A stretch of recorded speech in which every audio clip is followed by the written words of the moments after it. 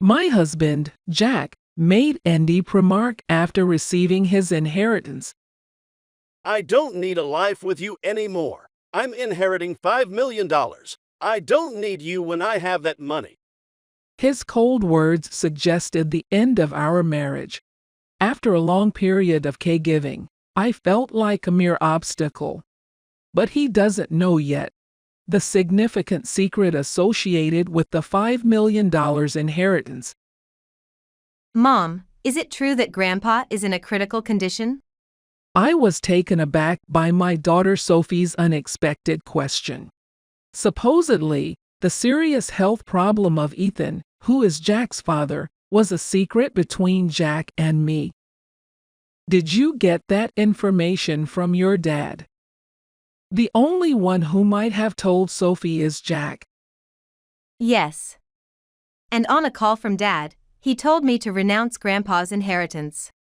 Sophie's words unsettled me. And because of this single phone call, my peaceful life was about to be shaken. A few days after the call with Sophie, Ethan passed away peacefully. Since getting married, I've lived with Jack's parents, and I've never hesitated to support them when their health worsened. It's been 5 years since Jack's mother-wife passed away, and now we received the news of Ethan's passing. The funeral went smoothly, but the moment I thought I was freed from the tension, my husband's behavior changed dramatically. What are you doing here? Why hasn't it been cleaned properly? Lately, Jack frequently points out minor dust and small stains. I'm sorry, I must have missed it. I'll clean it right now. This place isn't cleaned well either. Do you really clean every day? Of course, I clean with the same routine as always.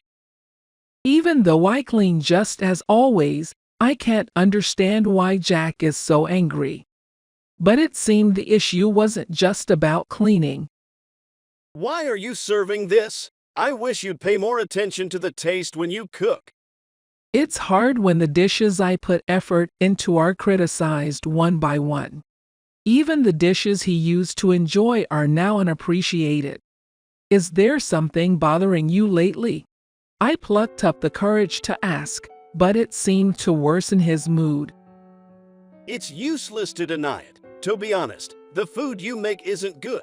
I've been tolerating it because my parents never complained, but I've always felt its tastelessness deep down. Jack's words pierced my heart coldly and sharply. It was the first time he had ever criticized me so severely. I knew when Jack was this upset, anything I said would only fan the flames. My mom always cleaned and did laundry perfectly, and at meal times, she cooked with care without cutting corners. You're nothing like her. I've been patient, but I can't stand it any longer. This was the first time he compared me to his mother and criticized me. All I could do was reflect deeply on myself. I'm truly sorry. I couldn't have imagined that he valued my cooking so little. Jack always used to smile and say it's delicious when eating.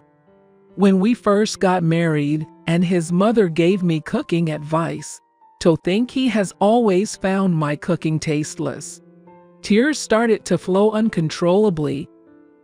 Do you think anything will change if you cry? Your tears mean nothing now. Don't show them to me. Lately, everything just feels so tedious. After saying those words, Jack suddenly stood up and left the house, slamming the door behind him. As he walked away, I called out, "Jack, where are you going? Come back." But it seemed he didn't hear me. My mind was in turmoil, unable to keep up with this sudden change, unable to understand what had just happened. Until a few months ago, we were a couple who shared everything, holding hands. We shared the small joys of daily life and tackled minor grievances together. I couldn't understand why we had become so distant. And then I remembered the content of the call from Sophie. It's about Ethan's inheritance. There was a hint of hesitation in Sophie's voice. That night, Jack came home much later than usual, and I missed the opportunity to ask him about it. Was there something going on? Maybe Jack found out some information about the inheritance and, wanting to keep it to himself, tried to approach Sophie. I wonder why they're discussing inheritance while Grandpa is still in good health. She had expressed doubts about Jack's actions and said she had conveyed the same to him. If the way the inheritance is divided doesn't change, it will all fall into my hands. Considering Sophie, I believe this is the best way. Recalling Jack's recent cold behavior towards Sophie, doubts cross my mind if he intends to take all the inheritance and abandon me. This thought tightened my chest, and tears again welled up in my eyes. In my pain, I became keenly aware of the sounds around me. Just as the room became eerily silent, the sudden ring of the phone echoed throughout. I didn't feel up to answering, but it could be important. Checking the caller ID, I saw Jack's name, the same Jack who had left the house earlier. Picking up felt tiresome, but I also didn't want to face any backlash for ignoring it, so I hesitantly answered. What are you doing? Don't keep me waiting. I'm running out of time. His sudden authoritative tone took me by surprise.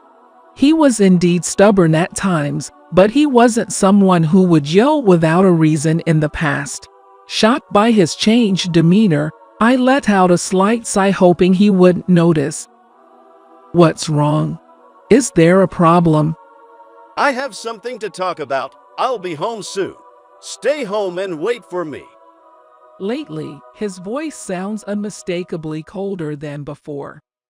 I replied with a brief okay and promptly hung up. Looking at the clock, more than 3 hours had already passed since Jack went out. I had been crying, so overwhelmed with confusion and pain that I hadn't realized how much time had passed. After a while, I heard the door open and Jack's footsteps. A sweet scent of body wash, one we didn't use at home, wafted from him. That unfamiliar smell intensified the pain in my chest. I'll be straightforward. I want to end our relationship. As a token of gratitude, I'll give you $20,000. His words were something I had feared deep down. Still, facing this reality, the shock was so immense that I felt tears drying up. I'm genuinely tired of you not managing things at home. I want to live peacefully in my old age. Linda too had dreamt of a peaceful old age. However, the one who began to shatter that dream was none other than Jack in front of her. Why are you? Her words trailed off. As she searched for what to say, Jack looked at her with a smug smile. At that moment, a bright ringtone from Jack's cell phone filled the room. The unfamiliar ringtone was clearly different from his usual one. To Linda, it felt as if this unusual sound hinted at a communication from a specific individual. I'm sorry, but I haven't finished my errands yet. Linda sensed a slight softness in Jack's voice, different from how he usually sounds towards her.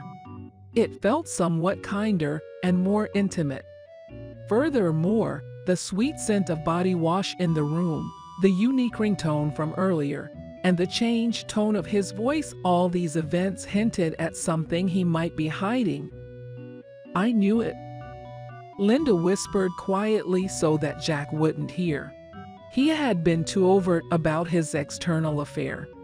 Considering the inheritance he might be getting soon, the alimony might be insignificant for him, even if his infidelity becomes evident. After ending his call, Jack looked down at Linda with emotionless, cold eyes. My intentions haven't changed. I want you to sign this document. I'll contact you later. Make sure to have it signed by then. I don't plan to come back to this house. Remember, this house is now yours. Jack, without uttering another word or even looking at my face, headed towards the door. What did our long marital life of 40 years mean? A few days later, I found myself at a lawyer's office. As I gathered information about Jack's actions and Ethan's inheritance and explained it to our daughter, Sophie, her complexion changed. It was painful to show our daughter our mistakes, but Sophie, out of love for me, let her emotions out and shed tears. Then she showed strong determination to confront Jack and introduced me to a lawyer to support us. Hello, I am Robinson. I will be handling your case. I will support you to the best of my ability. The woman named Robinson sitting across me seemed to be in her late 40s, exuding a calm aura. Her neatly groomed hair and attire gave off a professional vibe. Her clear way of speaking provided me with a sense of reassurance. I'm truly sorry for approaching you suddenly. My name is Linda Johnson. I'm a bit nervous since it's our first meeting under such circumstances. That's all right. I have already received some information from Sophie. Sophie has briefed her on the overview, so I was able to talk in detail with peace of mind. Based on what I've researched over the days and the information Mrs. Robinson separately gathered for me, we verified the facts. My husband doesn't have any siblings, so if our daughter Sophie renounces the inheritance, the huge fortune, which amounts to about $5 million, will all go to my husband. Also, his affair with a woman named Jennifer began at a bar they happened to visit, and it seemed their relationship continued for about 6 months. She seems quite different from me, and I was curious about what happened between her and my husband. Through joint investigation with Mrs. Robinson, we were able to uncover an important fact that my husband might not yet know about. Linda, how do you intend to proceed from here? Mrs. Robinson asked me in a gentle tone and soft eyes. Thank you from the bottom of my heart. I deeply appreciated him and smiled towards Mrs. Robinson. I handed over the fee for the procedures, and after a brief exchange with her, I quietly left the office. 5 days later, I received a call from Jack on my cell phone. He proposed a meeting at a quiet cafe. I arrived a bit earlier than our scheduled time. The cafe was surprisingly empty. The owner warmly welcomed me and suggested I pick any seat. I chose a seat by the window to enjoy the calm outside view. After a while, the entrance bell rang, and in my line of sight stood Jack and his new girlfriend, Jennifer. When Jack saw me, he smirked with a sense of pride. Are you prepared for the divorce? I was a bit surprised that this was his first statement. It seems he's convinced he's in full control. Is this your new associate? I hadn't expected him to bring her to such an important discussion, and I was astonished at his decision. I wondered if he was the man I once deeply loved. Has he changed because he cheated, or was he always like this? I can't tell. You are Jack's wife, right? My name is Jennifer. I've recently started dating him, hee hee. I couldn't quite grasp the meaning of her sudden smile. I've heard a lot about you from Jack. Seeing you in person, you do look a bit aged. I wonder how Jack endured all these years. I feel a little sorry for him. Indeed, Jennifer seems to take great care of her appearance. She looks much younger than her actual age in the 60s. Compared to her, I might look my age. But I can't accept the way she phrased it. Jennifer, it's those tendencies of yours I warned you about. But indeed, I did think that. But Jack, if it were me, I would cherish you more. I know, Linda, I don't want you to overthink it anymore. I just want you to file the divorce papers. I was taken aback by Jack's expected attitude. Hold on. There's something I want to discuss. A hint of confusion is evident on Jack's face. What are you getting at? Is it all about your father's inheritance? Is that why, after all our years of marriage, You're deciding this? I wanted to know the truth behind all these events. I can't see how my father's inheritance and you are related. That's solely my father's. I've heard detailed stories about your father's vast inheritance from Sophie. I know how much it's worth. So what? That inheritance isn't for you to take, but I'll answer. Actually, more than the inheritance itself, the end of taking care of my parents is one of the reasons I want to part with you. Just a caregiver role. How had Jack seen me? Only as a caregiver and not the loving wife I used to be. I don't even have the energy to cry. Can we speed this up? Jack and I want to start our new life.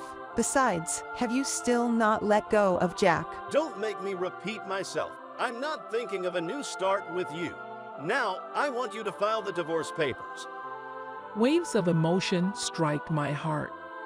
With intense anger and deep sadness, my hand quivers slightly. Taking a deep breath, I pulled out the divorce papers, but my name isn't written yet. The situation isn't settled yet to hand it over. You remember promising me the house and money, right? I clearly remember when we talked about it. Yeah, I did say that. I'm a man of my word, so I plan to give you the house and money. You say you're kind, but a truly kind person wouldn't just use their wife as a mere caregiver and then abandon her. So, I'm demanding rightful compensation of $30,000 and the rights to the house.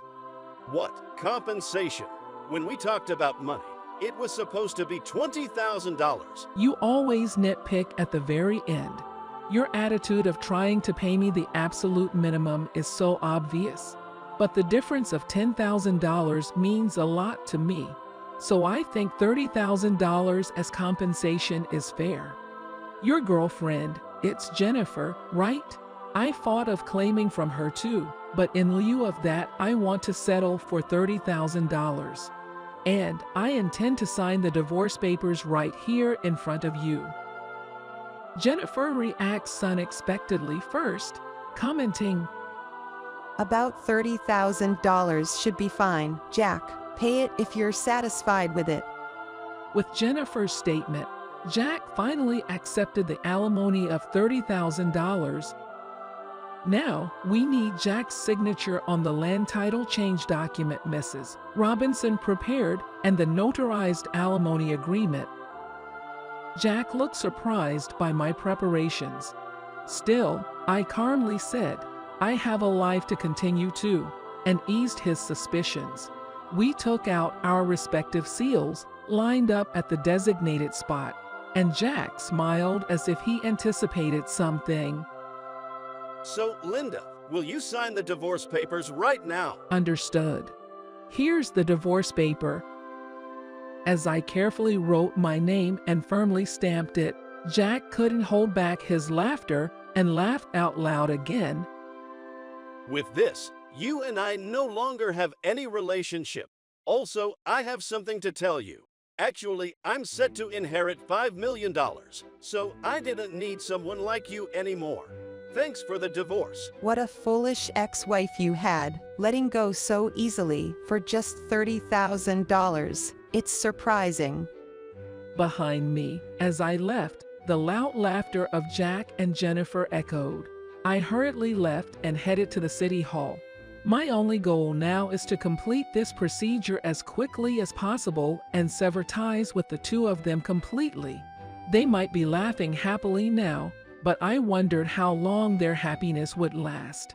And a month later, I quickly sold the house I received from Jack, prepared for a new life, and decided to live near my daughter Sophie, who planned to start her life near her husband's parents' home. Since Jack's mother lived nearby, I thought there would inevitably be moments I'd feel cautious. But contrary to my concerns, Sophie's husband warmly welcomed me and was always considerate, which I found very reassuring. My daughter, Sophie, seemed angry at Jack's actions at first. But when I told her a certain fact, her expression changed completely and she smiled brightly. I had a hunch that Jack would soon realize my plan.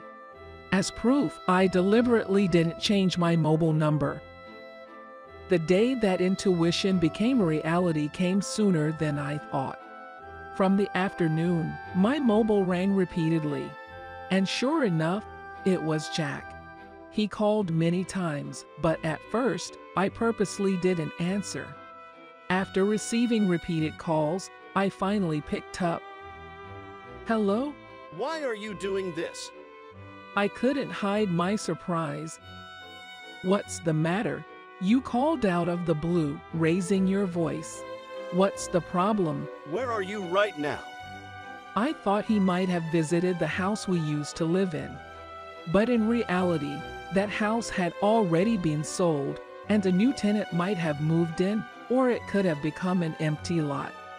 Considering this fact, the image of Jack's panicked demeanor surfaced in my mind, and I felt a little sorry for him. "Since we've decided to divorce, there's no need for you to be involved anymore." Where did Sophie go? I can't find her. It seems he went to Sophie's previous house. Of course, she wasn't there, and I managed all the information and procedures related to Sophie's husband's family home, so Jack had no way of knowing. He seems to have hit a dead end and contacted me, I guess. Actually, Sophie has moved to a new place. Why didn't you tell me something so important? Moreover, did you know about that too? It seems my husband finally realized the truth. By that, are you referring to the significant hidden debt that Ethan had? Actually, when I investigated Ethan's inheritance in detail, I was shocked by the amount of the inheritance, but at the same time, I found out about a considerable hidden debt. Probably, while he was alive, he estimated he could repay the debt with about $5 million and hid that fact from us. However, he passed away midway through repayment, and the hidden debt was left neglected. And when you officially receive an inheritance, you are also obliged to inherit such hidden debts. Jack was blinded by the allure of easy money and neglected thorough verification and investigation. That was his big mistake. So, I have a question. Did you really know about my dad's debt? Information is easy to come by. It becomes clear to anyone with a little search. That's why I noticed it. I imagined Jack turning red with anger on the other end of the phone. Anyway, what about the promised money? What about the money you intended to return? I had my suspicions, but his real goal was money after all. Besides, about that property, if I had known about my dad's debt from the beginning, I wouldn't have gotten involved at all. I understand how you feel. I thought it deep down, but I chose not to say it. But think about it. Putting aside the money issue for a moment, you got to marry a very attractive woman, right? Isn't that pretty lucky? Of course, I don't know if Jennifer chose Jack because of his assets or if it was truly love. As soon as Jennifer found out about my debt, she left me. I thought she would. It's exactly as I expected. Linda, think about it. How about starting over with me? I feel deceived by Jennifer. I just realized now, you're the person I really need. The tone of Jack's voice suddenly dropped and became emotional. I wonder if he has forgotten everything he did to me. I'm cornered. Every day, I'm being rushed by collectors, and the debt I can't repay is piling up. I'm at my limit. I really feel my life is in danger. Help me, please. Even after hearing his desperate plea, I calmly thought, if I were in this situation, would Jack help me? I carefully chose my words and took a deep breath before answering. Right now, I'm living peacefully and am truly satisfied. And in the days to come, I want to live in peace. You might have forgotten, but remember what was said. At my response, Jack was momentarily lost for words on the other end of the phone. You mean, back then. Yes, exactly. Jack, I'm really grateful that we were able to get divorced. Thank you for giving me a chance to choose a new path. I felt the tremor in Jack's voice and his tears, but for my future, I made up my mind and quietly ended the call. This marked the complete end of our relationship. I don't know how Jack's life is now or how he's repaying his debt, but I hope he's making an effort somewhere. Linda, how about taking a walk outside while looking at the beautiful scenery? Currently, I'm enjoying my days with a wonderful person I met through a hobby in Chicago. He's very warm and always with me. Spending time with him brings me unparalleled happiness.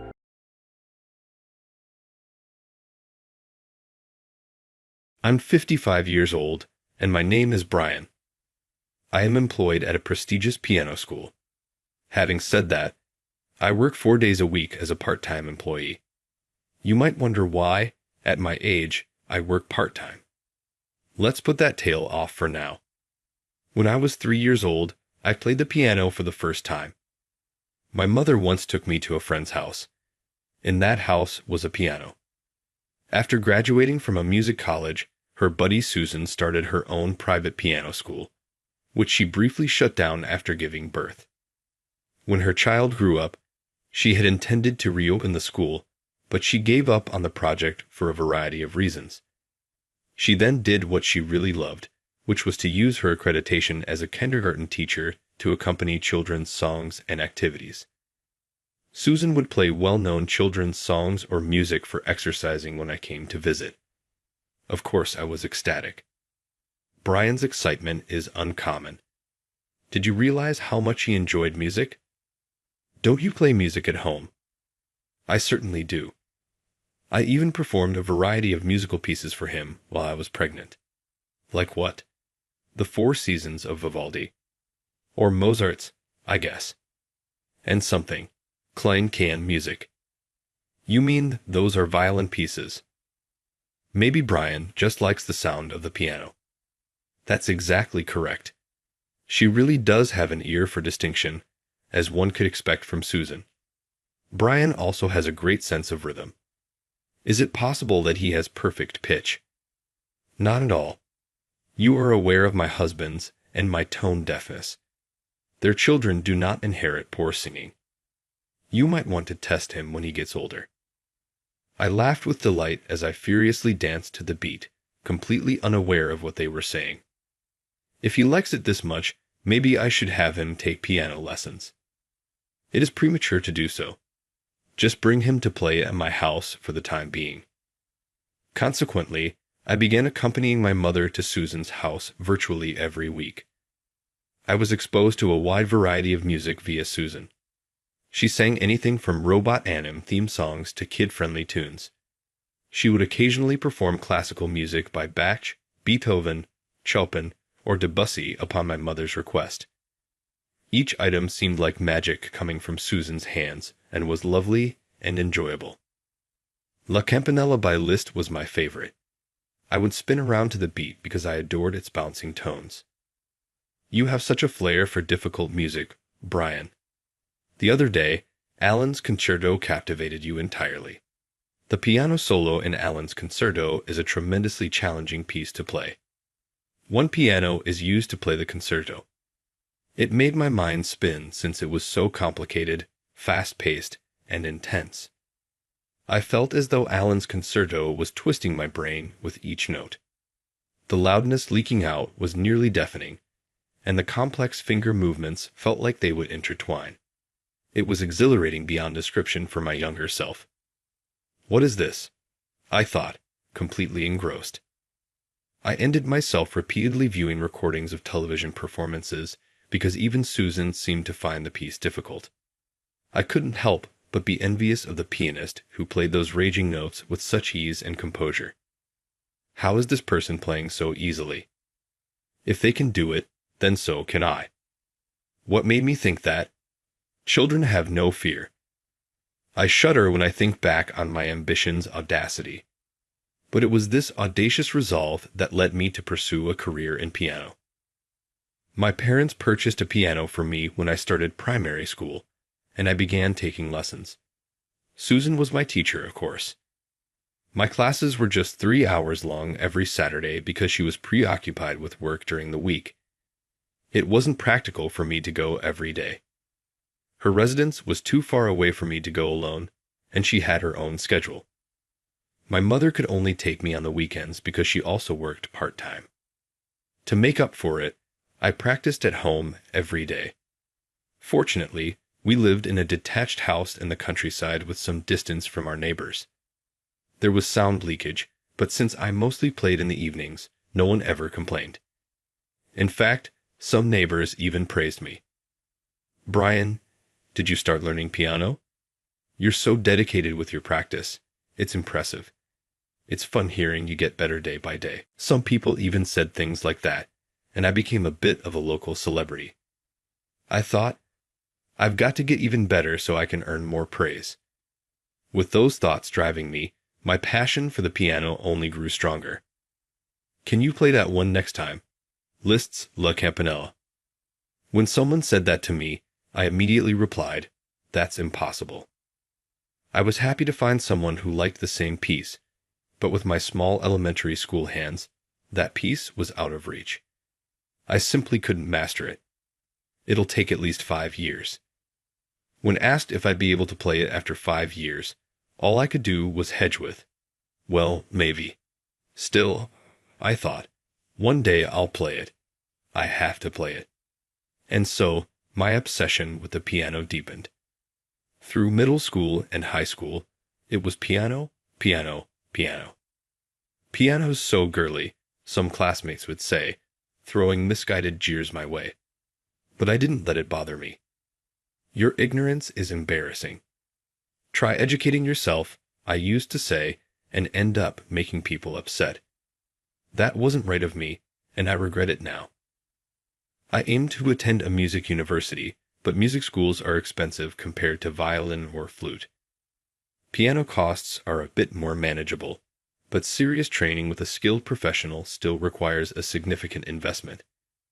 Even competition entry fees can be exorbitant. We were an average family by the general standard. We weren't wealthy at all. I dreamed of attending a top-tier music university in the country, but that required a full scholarship.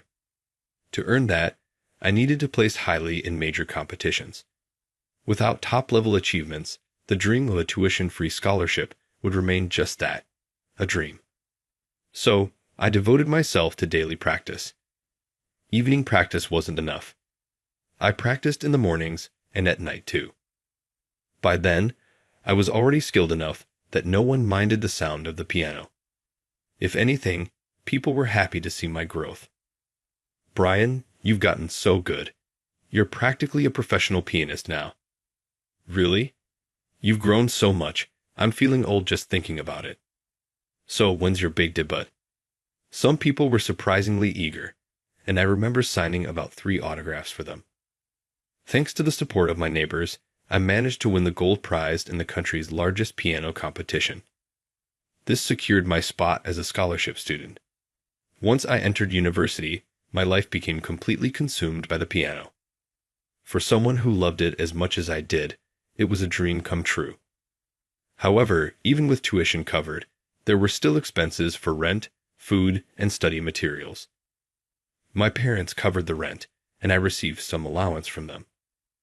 But competitions would only increase from now on, and there would probably be opportunities for overseas training as well. I was going to need a significant amount of money.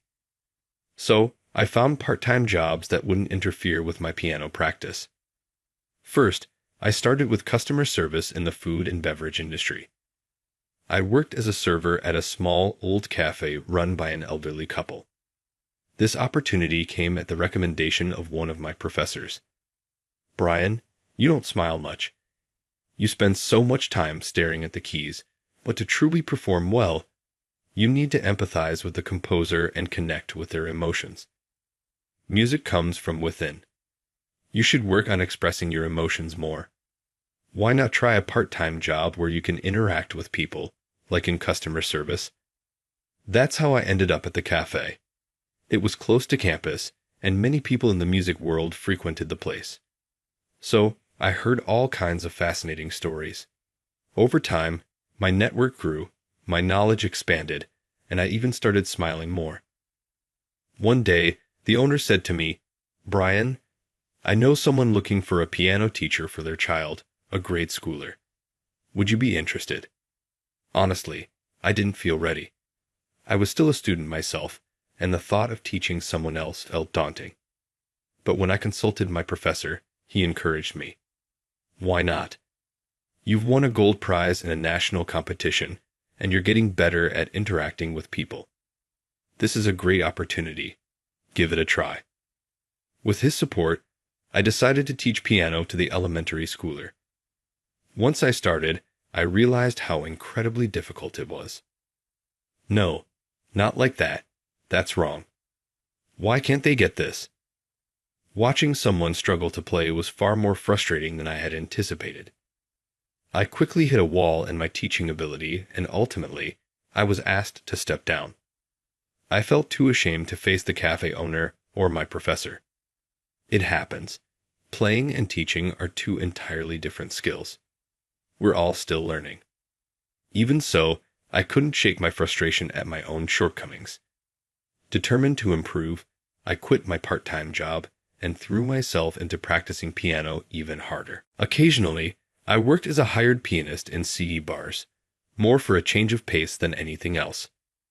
The bars were full of drunk patrons who barely paid attention to the music. When someone did listen, they'd make requests for old ballads or the latest pop songs. Occasionally, someone in the audience would actually pay attention and say, "Hey, play that song." At first, I hated it and refused outright. "This isn't the concert hall or a hotel lounge," I was told. "If a customer requests a song, you play it. That's your job. If you don't like it, then quit." It hurt my pride to play trendy pop songs, but I wasn't ready to return to teaching either. It was an era when music played everywhere, in stores and on the streets. I picked up those tunes by ear and played them as the customers requested. Looking back, it was a valuable experience. The unfamiliar melodies were fresh and deeply moving. So, there's this kind of music too. Those discoveries broadened my musical horizons and even nourished my soul a little. By my third year of college, I had gained enough time and confidence to try teaching piano again. This time, I approached it differently. Recalling how Susan had taught me, I focused on drilling the fundamentals. This method turned out to be helpful, not just for my students, but for me as well. Revisiting the basics enriched my sound.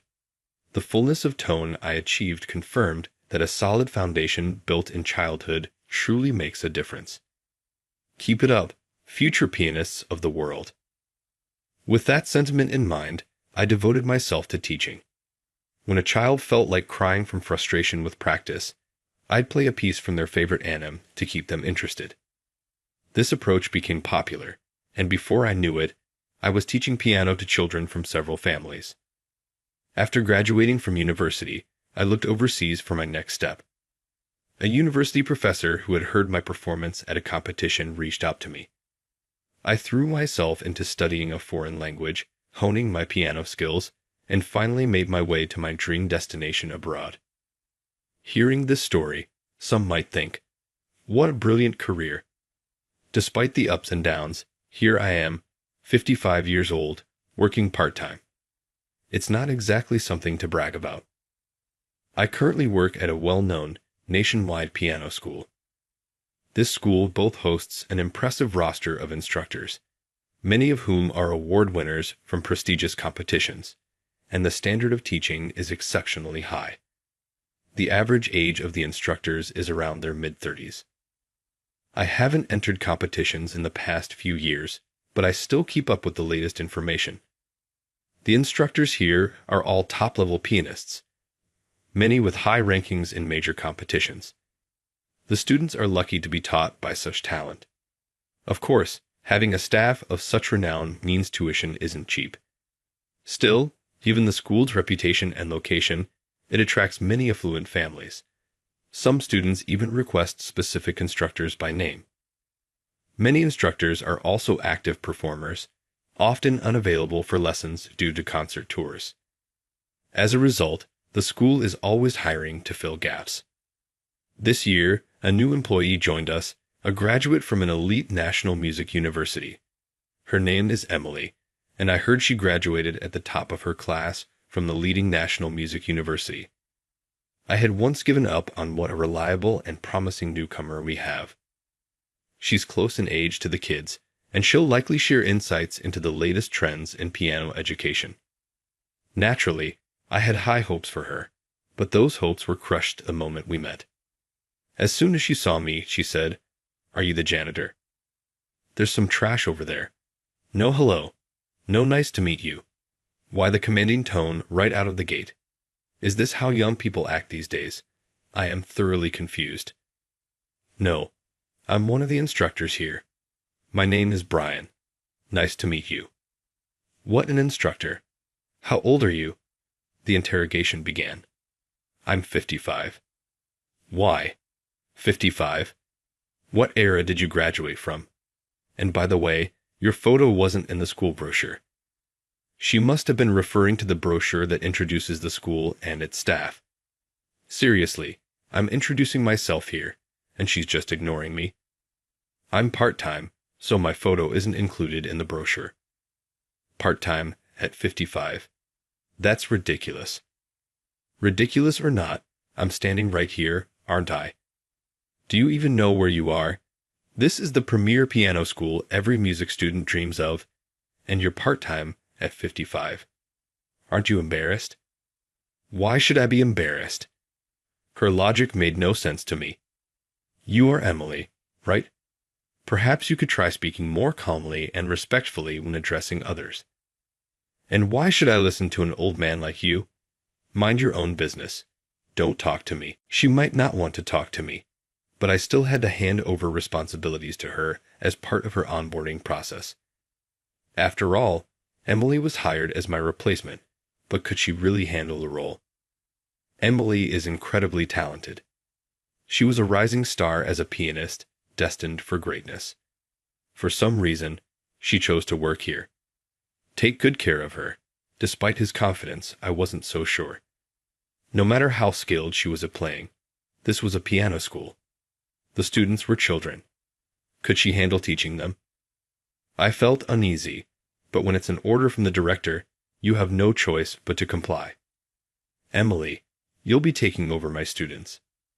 No way. Excuse me? I'm not teaching the low-level kiddies you've been handling. Why should I, a graduate of the country's top music university, waste my time on them?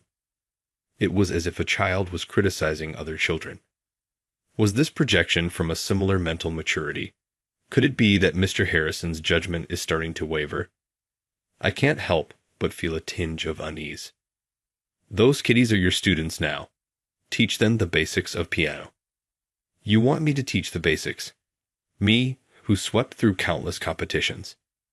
Yes, Emily, your achievements are impressive, no doubt. But there are instructors here with even greater accomplishments and more experience. Here, you're at the bottom of the hierarchy. You need to understand that. Emily glared at me as if I'd insulted her ancestors. I don't need a lecture from you, old man, she snorted and stormed off. There wasn't much I could do, but she'd understand in time. For now, I gathered the student materials and placed them on Emily's desk. I attached a note that said, "Please review this before the lesson." 20 minutes before her first lesson, I waited outside the classroom to discuss things with her. On her first day, I wanted to make sure everything was clear before the lesson began, but the moment she spotted me, she turned and walked the other way. Emily, even when I called out, never turned around and just disappeared, leaving me no chance to talk to her. Left with no choice, I waited outside the classroom door. Finally, 10 minutes before the lesson, she showed up. Emily, cutting it a bit close, don't you think? Emily, are you listening? I don't have time to listen to a part-time worker. It's about the handover. Did you review the materials I left for you? I did. Your first student today is Melanie. I said I rate it. Leave me alone. Well, even so enough. Know your place. Don't act so self-important just because you're a part-timer. Part-time. Part-time. Didn't she understand that in music, every part matters? Just then, Melanie arrived. Brian, hello. Hello, Melanie. This is Emily. She'll be teaching you from now on. Emily, hello. I'm Melanie. Your lesson is starting. Get in the classroom. What happened to basic greetings? I couldn't help but wonder what kind of lesson she was going to give. I worried not at me. I really wanted to step into the classroom to observe, but I didn't want to make Melanie nervous. Besides, even if I asked, Emily would never allow it. She graduated from the country's top music university, and as the valedictorian, surely she's well-versed in fundamental teaching methods. I decided to trust her and let her handle it. Suppressing my anxiety, I quietly left the classroom. The 1-hour lesson ends, and it's time for the students to switch. I head back to the classroom and wait for Melanie to come out. Melanie, great job. How was the lesson? She didn't look happy. Were those tears in her eyes? What's wrong, Melanie? Were you nervous with the new teacher? Melanie has a tendency to be shy, especially around adults. That's why I emphasize the importance of being careful with her choice of words. I wonder if she paid attention to it. I had written it down in red ink on the note. I'm fine, thank you, Melanie replied with a brave smile before heading home. Still, I couldn't shake my concern. Emily, can we talk for a moment? No. What? Can't she do something about her choice of words? She really should tone down her condescending attitude. Ignoring it, I stepped into the classroom. Melanie looked like she was about to cry. Did something happen? Nothing. I noted that she's sensitive to harsh tones. Did you take that into account? Do you have any proof that I spoke harshly? No, but this is a lesson. Of course, the tone might get a little firm. Well, even so. The next student is coming. Get out. I was forcibly ushered out of the room. While I was deliberating on what to do, the next student, Marcus, arrived. Hi, Brian. Hey, Marcus. Good to see you. You'll have a new teacher today. Got it. I wonder what kind of teacher she is. I'm excited. I watched as Marcus, full of enthusiasm, entered the classroom. An hour later, Marcus came out, his lips pressed into a tight line. He looked frustrated, maybe even unfairly treated, and was trying desperately to hold back his tears. I've never seen Marcus like this before. Marcus, what's wrong? I called out to him, but he took off at full speed. The 3 students after him also left with dark expressions. This was bad. I needed to have a serious conversation with Emily. Emily, I'll be observing all your lessons tomorrow. Absolutely not. It's not up for debate. I'll speak with Mr. Harrison to make sure this isn't a problem. Well, I'll just tell him I can't focus on lessons with you in the room. This was getting us nowhere. I brought it up with Mr. Harrison, but he said, maybe the kids were more nervous because you were in the room. It's their first day, so they were just a little tense. They'll be fine next time. How carefree of him.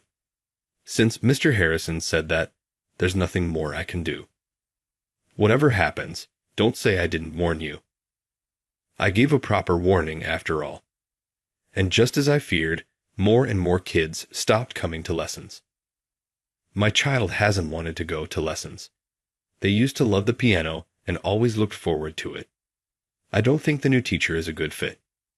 Mr. Brian, could you teach my child again? The complaints kept piling up, so I discreetly began investigating. What I found was troubling. Emily's teaching style wasn't just strict. It bordered on intimidation. One parent, disturbed by their child's behavior after lessons, had secretly recorded a session. When I listened to the recording, I was horrified. That's not what I told you. Why can't you even do this? I already said that won't work for competitions. Do you think you'll get anywhere playing like that? Ah, why aren't you following instructions?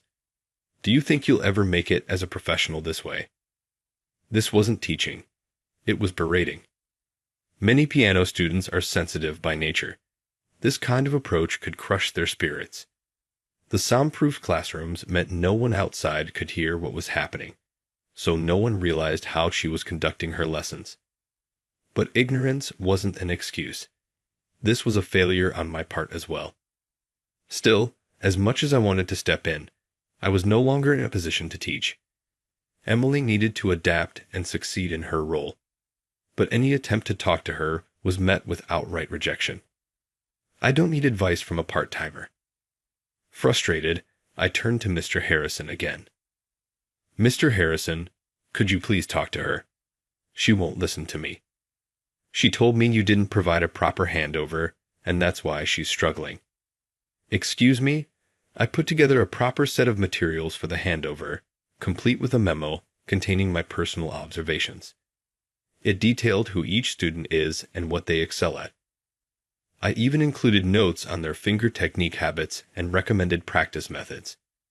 She refused to let me explain it, but if she actually read through the materials, there wouldn't be a single issue. That's how thorough and flawless the handover document was. Don't mess with me, Emily.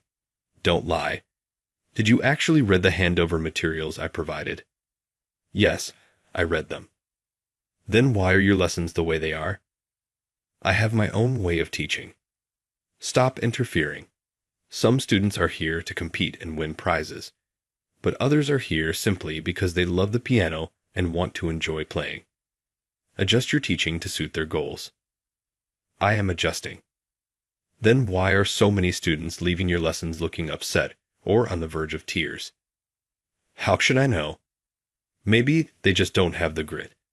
If they're breaking down over this, they'll never make it to the top. She wasn't wrong that rising to the top requires tremendous effort and resilience. I've lived that experience myself, pouring my heart and soul into reaching this point. She's probably the same way. I get that. But that's the mindset of someone with a strong determination to become a professional. It's unreasonable to expect the same from elementary or middle school students. Time continued to pass without resolution. At this piano school, we held regular recitals featuring the instructors. These weren't formal concerts, but open events in a public space at the shopping mall. Anyone could listen for free. The goal was to introduce more people to music while also promoting the school. Many regular attendees looked forward to these performances, and the space was always packed with spectators. This time, the recital served as an introduction for our new instructor, Emily, who was set to perform. The day of the recital arrived. As expected of an elite music school graduate, Emily delivered a technically brilliant performance, demonstrating her seasoned stage presence. But something felt rigid.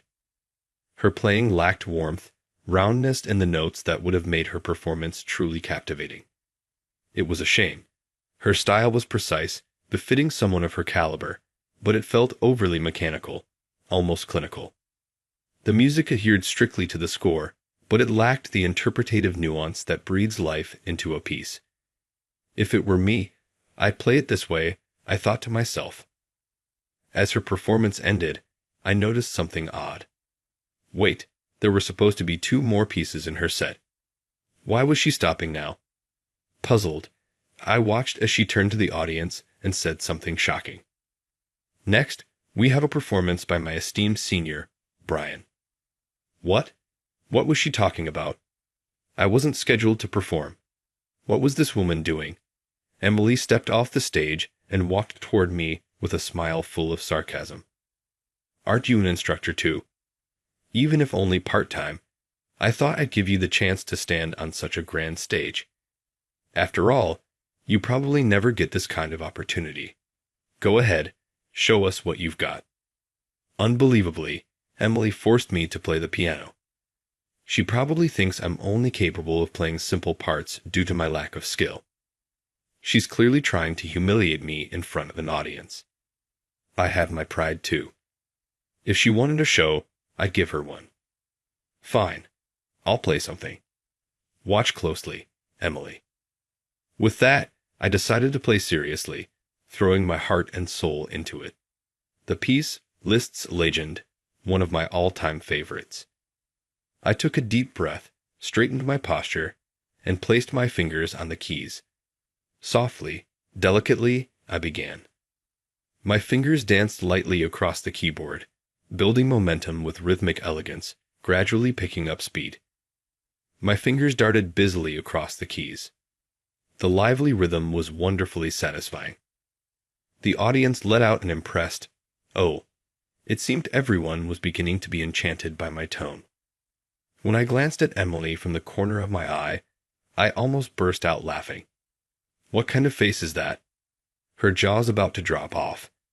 Emily's eyes were wide open, her mouth agape, utterly stunned.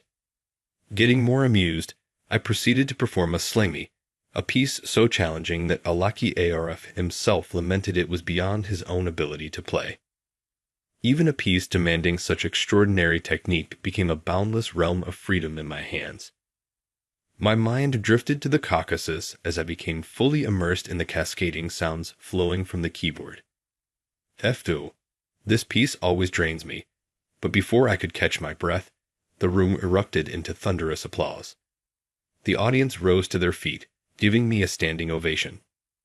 No way. How can a part-time old man play like that? Emily is the only one who looks stunned and completely panicked. The audience, swept away by the music, erupts into thunderous applause and cheers. The brilliance of the technique seems to have come across, but the kids just stare blankly. It was clearly too advanced for them.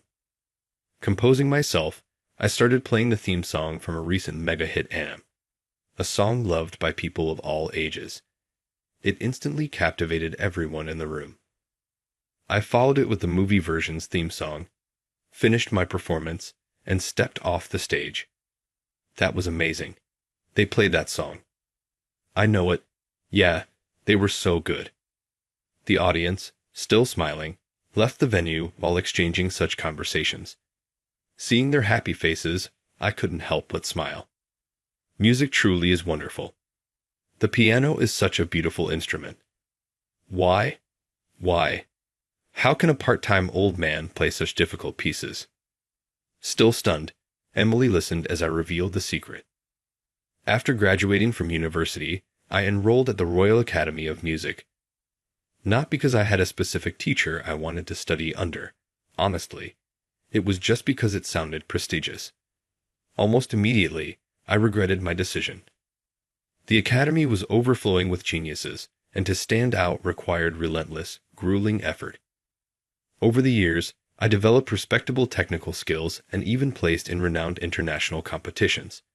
But something felt wrong. At some point, the piano stopped being a source of joy.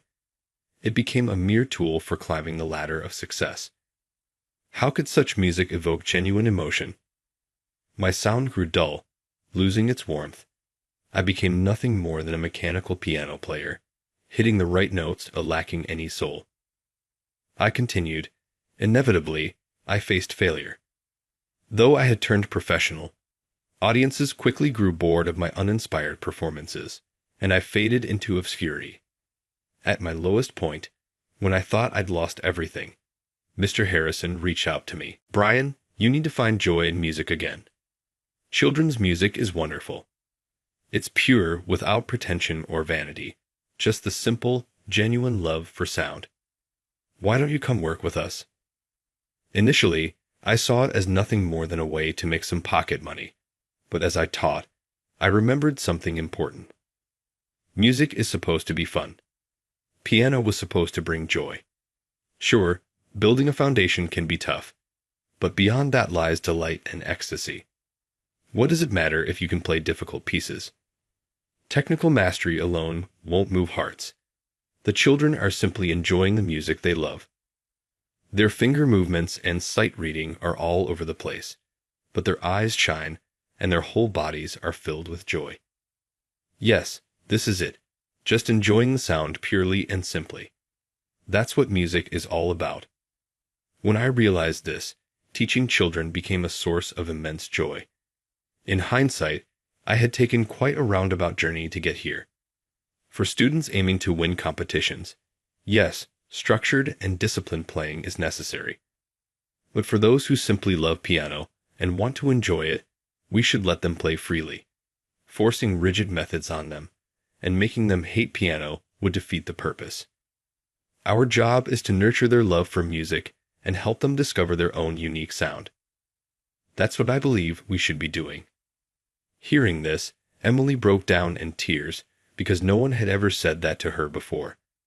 It was always practice more, get better, aim higher. They kept pushing her, and then they said her sound was boring. It was just too cruel. By conforming to the expectations and pressures around her, she had lost her musical freedom. She couldn't become a professional or join the orchestra she had dreamed of. This teaching job had been her last resort.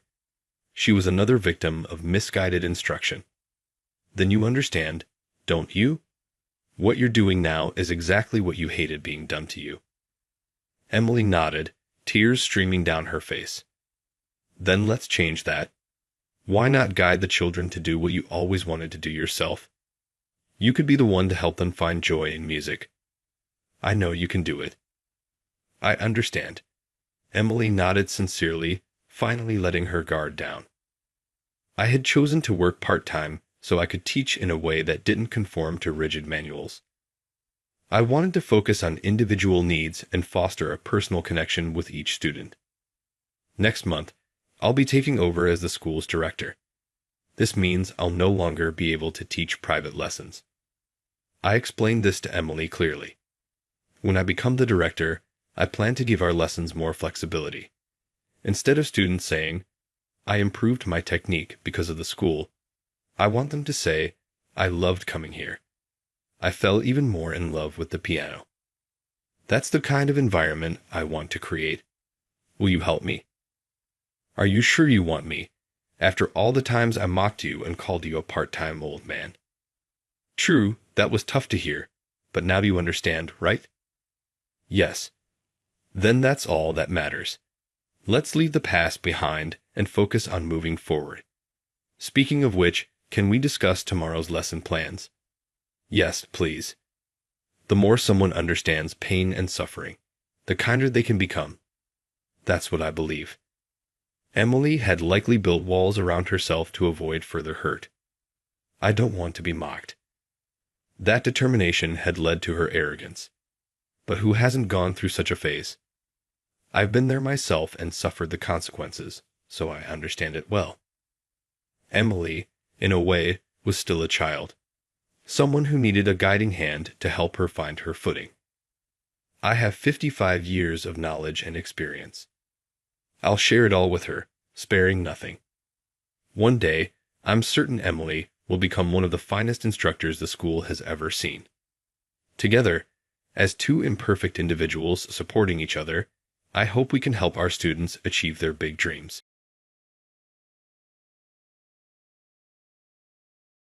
George Anderson is my name.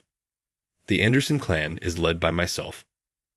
Our daughter, Natalie, was very young when my wife died. I've raised her alone ever since, never getting married again. Now that my daughter is getting married, I have purposefully kept her fiance's family from knowing that I am the leader of the Anderson clan. If the bride's side was more prestigious, I reasoned, it might make the groom feel awkward as a son-in-law. But if the groom's side was more prestigious, it might be okay. Today is the wedding day. You look stunning, Natalie. You've matured quite nicely. From the other side, your mother is undoubtedly grinning down at you. It was just the two of us for a long time, but today marks the end of that chapter. She occasionally suffered from fevers and injuries, and of course, adolescence was difficult. But now that I think about it, those are all happy recollections. I'm grateful, Dad. I will always be your daughter, even after I get married. Though it wasn't entirely my doing, she has developed into such a nice young lady.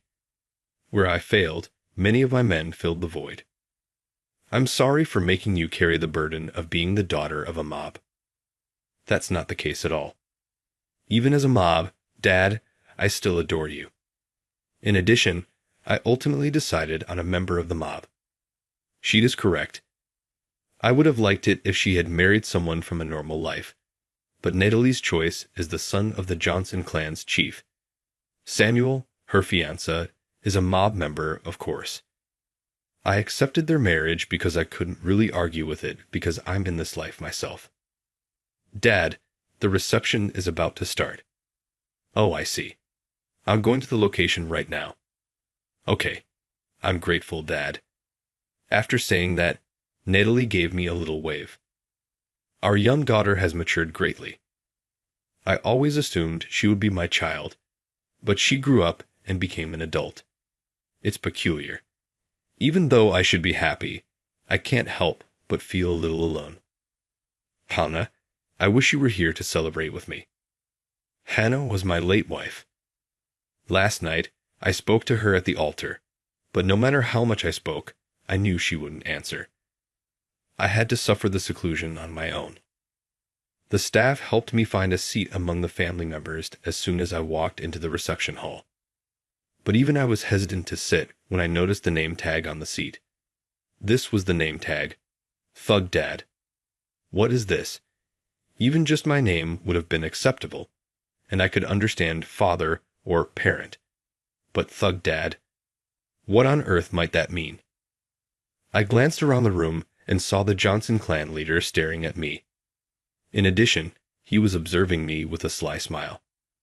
What's happening? He had apparently failed to recognize me as the leader of the Anderson clan. He didn't even come to greet me or bow. I guess I don't look like the part today, but this name tag is excessive. Before I even thought about the music started, the lights went down, and they sat down. Then came the announcement. The bride and groom are entering. I had no choice but to sit in silence. Maybe I should just remove this tag. No, doing that would only give the Johnson leader more reason to mock me.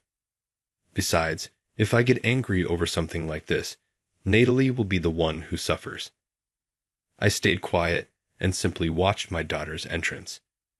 As the bride and groom took their seats at the head table, and the reception was about to begin, the Johnson leader stood and raised his voice. This is a celebration for mob only. He looked at me and laughed. So this was planned all along. I didn't need to think too hard to understand what he meant. The words on my name tag were a message. You're not a real mob. In other words, a declaration that I should leave. But even then, I stayed silent. This was my daughter's wedding. Leaving was not an option. Hey, Natalie's dad, this is a mob-only wedding. We don't need a thug like you here, so get out. I glanced at Natalie. She looked confused, clearly unaware of what was happening. This was all orchestrated by the Johnson clan, and she had no part in it. What's this about calling him a thug? What does this mean? You'll see soon enough. Why are you still sitting there? Your daughter just married into the Johnson family. We don't need a thug like you as an in-law. Get out already. When I didn't move, the Johnson leader stormed over to my seat. Hey, didn't you hear me? Yes, your son is marrying my daughter, but skipping today's ceremony is not an option for me. You got some nerve talking back to me. I already know you're just a low-level thug. The Johnson clan doesn't need relatives like you. Is that so? My apologies, but I'm not leaving. You think that's wise? This is the Johnson clan, the real deal. And your daughter is marrying into our family. If you don't listen to us now, your daughter's life will be nothing but hardship. Samuel, what's going on here? Stop your father. It's fine. Your father is nothing but a thug, a disgrace to the Johnson clan. Forget about him. What are you talking about? He's my father. He raised me single-handedly and is the most important person in my life. How dare you tell me to forget him? You have me and my parents now. That's all you need.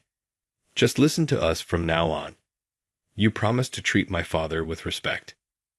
And you actually believe that I'd respect a proper mob? Sure, but there's no respect for a thug. Natalie tried to get her fiancé, Samuel, to intervene, but he refused to listen. No matter what was said, I kept my eyes closed and remained silent. If I spoke even a single word, the ceremony would fall into chaos. And if that happened, Natalie would be the one who suffered. Why are you being so cruel? Please stop. He's my father, and he's important to me. Natalie, you're a Johnson now. Just listen to me. My father wants a mob-only celebration, and that's how it's going to be. I can't just accept that. If I'd known this was going to happen, I wouldn't have agreed to this wedding. What are you saying? You love me, don't you? If you do, you should listen to your husband. I may have agreed to this ceremony, but we haven't filed the marriage papers yet, so we're not officially married. A ceremony makes us a married couple. We just swore to live as husband and wife moments ago. If you're serious about being my husband, then stop your father's outrageous behavior. Why are you letting him insult my dad? I can't accept someone as my husband who can't stand up to his own parents. What the hell? This was decided from the start. From the start? What do you mean? I mean, I never planned to have someone as lowly as your father involved in our celebration.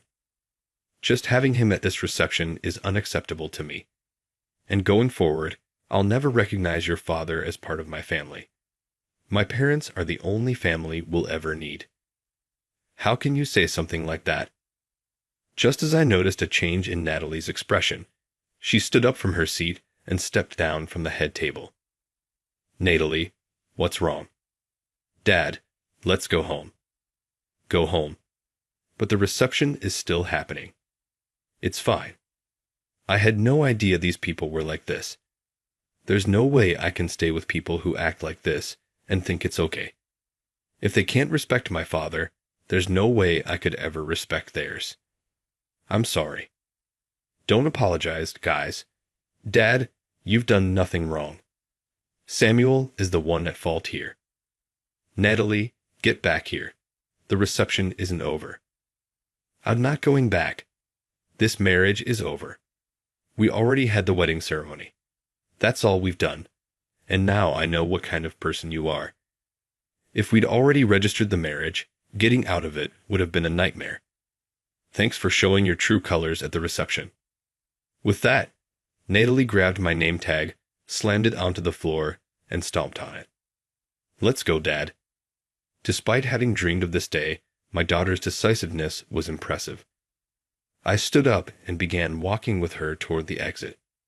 A murmur spread through the guests. It wasn't a reaction to an unexpected turn of events, but rather the murmurs from the gangsters who saw my face. Moreover, all the attendees turned pale, whispering that something serious had happened. Yet neither Samuel nor his father, the Johnson leader, seemed to notice. The Johnson leader shouted, "What an outrageous woman! Good riddance to her." But Samuel descended from the head table and ran after Natalie. Natalie, you're joking, right? We said we'd get married. That's why we had the ceremony. Why would you choose some thug dad over my father, who's so much more respectable? All you have to do is see my dad as your own. What are you saying?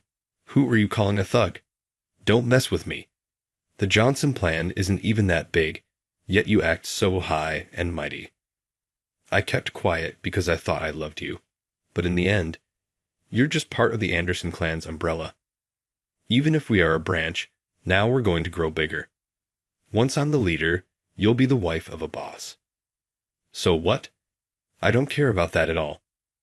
Then Isaac, one of the executives standing at the entrance of the venue, approached us. Isaac is my close aide, a man who was always by my side, no matter the circumstances. Boss, are you leaving? I nodded silently, and Isaac bowed deeply before glaring at Samuel. Seeing this, the Johnson leader's mouth fell open in shock. Until now, he had thought I was just a low-level thug. Seeing my lieutenant bow to me caught him completely off guard. But even so, the Johnson leader tried to save face. So what if you've got a lieutenant? It's probably a tiny group anyway. Small fry always try to show off at events like this. Hearing this, Isaac's expression darkened, and he moved as if to confront the Johnson leader.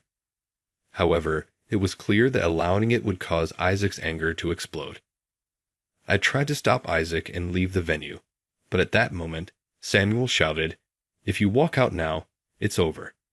Everyone will laugh at Natalie. She'll never get married again. You're already 28. If I don't marry you, no one else will." His words ignited my anger. I almost turned to glare at him, but before I could react, Natalie shouted back, "Marry someone who disrespects my dad. Don't be ridiculous. If I married you, I'd be the one laughed at. And for your information, I can get married if I want to. You, on the other hand, will probably never find anyone else, you poor thing. With your attitude about only respecting your own parents, no one will ever want to be with you. You'll be single for life. Congratulations." With that, Natalie strode forward, ignoring Samuel's desperate attempts to call her back. Natalie had chosen to walk away from her wedding, even discarding her wedding dress, all for my sake. This made me wonder how she must be feeling inside. She must be devastated, I thought. But after some time staring out the window, Natalie suddenly shouted, "I mean seriously, this is so frustrating." Then she turned to Isaac. "Hey Isaac, what do you think? Can you believe I actually picked someone that rude? I'm so mad at myself. Can you believe it, Dad? They insulted you. They mocked the Anderson clan, acting high and mighty while being just a subordinate branch. There isn't a leader in this world as remarkable as you. And then to top it off, they tell me to forget my father and revere that old Johnson as my parent. That's disgusting. The very thought of it makes my skin crawl. Isn't that right, Isaac?" "Absolutely. Natalie, you're spot on. If you had gone through with that marriage, even I would have been deeply disheartened." "Exactly. It's absolutely outrageous. Mocking my father is unforgivable. Honestly, I wish I could have grabbed Samuel by the collar right there and stomped on him. And do you know what they wrote on your name tag, Dad? Thug. Dad, thug. As if that low-level mobster, who can't even stand up to his own father, has any room to talk. And then he had the nerve to say I'd never find anyone else if I broke it off. Unbelievable." Isaac continued to nod and echo her words.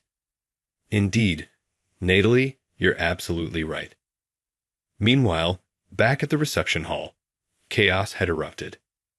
The attendees, having realized that I was the head of the Anderson clan, urged the Johnson leader to ensure the marriage wasn't called off for the sake of their organization's reputation. Although he found it hard to believe at first, he realized it would be a serious matter and instructed Samuel to mend his relationship with Natalie. Receiving the instruction, Samuel thought that if that were the case, he would have to apologize and reconcile, even if it meant bowing his head. That night, Samuel decided to call Natalie in an attempt to patch things up. "Natalie, you must be exhausted from today." "Exhausted? Seriously, why are you calling me? We're done, remember? Don't be like that. I was just nervous, that's all." "Nervous? That's no excuse for saying you'd abandoned my father. You don't have a shred of decency. I'm really sorry. I mean it. Even my dad regrets saying what he did. Please, let's make up. I want to marry you." "Well, I don't want to marry you. You're joking, right?" "Not even close.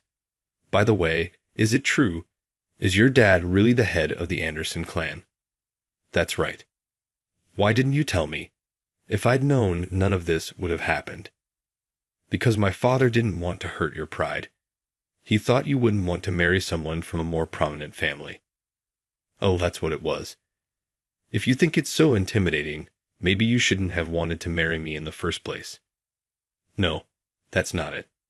I don't care if your family's more prestigious. So you prefer it to be above yours?" "Well, yeah, I guess. But if you just told me, there was nothing to tell." "Come on, Natalie. Let's not end things like this. You're already 28. If we break up now, you'll have a hard time finding someone else. Let's just sign the marriage papers and move on. Excuse me. You're worried about me being single? Well, don't be. I wouldn't marry you if you were the last man on earth. That's incredibly rude. Why are you mad? I'm offering to marry you. Oh, now that you know I'm from the Main family, you're saying you'll marry me for the Johnson clan's benefit. And then you say you're offering to marry me? Maybe learn how to talk to people first. Not that it matters. I'd never marry you. Ever. With that, Natalie hung up the phone. The next day, the Johnson leader and Samuel showed up at the Anderson clan's office. Well, yesterday got a bit out of hand, didn't it? What brings you here? Let's not be so formal. The Johnson clan and the Anderson clan have a unique relationship, don't we? And what exactly do you mean by that? I'm talking about your daughter's marriage to my son. Natalie's already said she doesn't want to marry him. Well, sure, but she was still talking to Samuel last night. That means they can't completely let go of each other, right? Why don't we, as adults, support these two young people? I heard Samuel said something inappropriate again last night. I'm simply respecting Natalie's wishes. Respecting her wishes is important, but let's not forget that young people can be rash. Samuel is destined to lead the Johnson clan. Wouldn't it be better for Natalie to marry someone with such a promising future? She doesn't need to marry into your family. Come now, let's put the past behind us. If we forget everything and let them move forward as a couple, I'm sure things will work out just fine. Forget everything. That's right. We're the in-laws here, after all. Say, since she's marrying into our family, it's only natural for her to follow what we say. However, it seems she doesn't quite understand that. Perhaps it's because she's the daughter of the head of the Main family, but I'm a broad-minded man. I've decided to completely forget about what happened and welcome Natalie into our family. I see. Welcome her, huh? That's quite the generous offer, but I refuse. Why not? We're offering to take her as a bride. Let's not forget, Natalie isn't getting any younger. At 28, she doesn't have much time to start a family. I'm saying this for her sake. She doesn't need your concern. I'll find someone better suited for her. It's always better for two people who are in love to be together, don't you think? The relationship between the Anderson clan and the Johnson clan will remain stable. Johnson, are you misunderstanding something? Even if my daughter marries your son, the Anderson clan isn't selling out to the Johnson clan. I retorted sharply. Yes, of course, I didn't mean it like that. I just want the young couple to be happy. Johnson, take a good look around. Do you see the faces of my lieutenants? If you keep pushing your luck, you won't be leaving this office in one piece. The Johnson leader hesitated, glancing around to see my men glaring at him, their eyes full of barely restrained fury, as if ready to pounce at any moment. Oh, no need for hostility here. I'll be taking my leave now. But you know where to find me if you change your mind. We're always ready to welcome Natalie into our family. With those parting words, he quickly left. The door hadn't even closed before I barked, "Throw some salt at the door." After failing to bring down the daughter and unable to sway the father, Johnson decided to take a different approach. To that end, he gave some advice to his son. Samuel, unaware of this scheme, believed it to be an important discussion and went to the cafe where they had met many times for their dates. "What's this important thing you wanted to talk about?" Natalie asked coldly. "Don't be so harsh. We're engaged, aren't we? Talking like this will just ruin our relationship." "Oh please, your father barged into my dad's office yesterday, saying he'd take me as his son's bride. Who would be happy about that? I'm sure my dad just really likes you. That's why he's so insistent that we get married.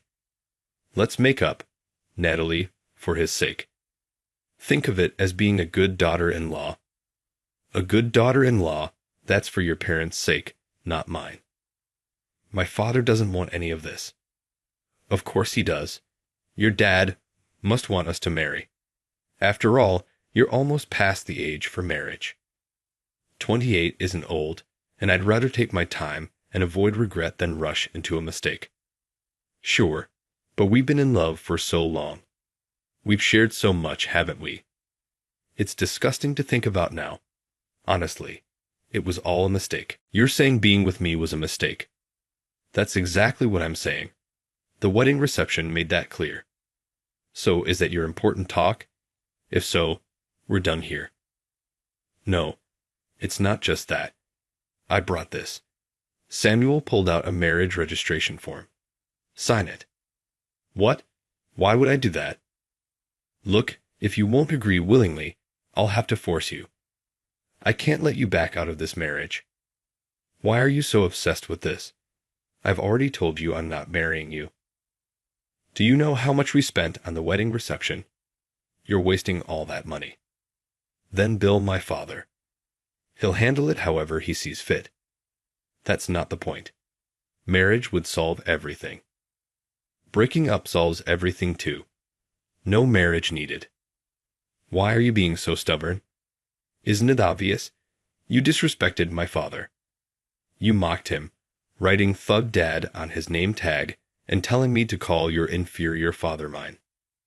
You told me to accept only the Johnson leader as my father. It's disgusting.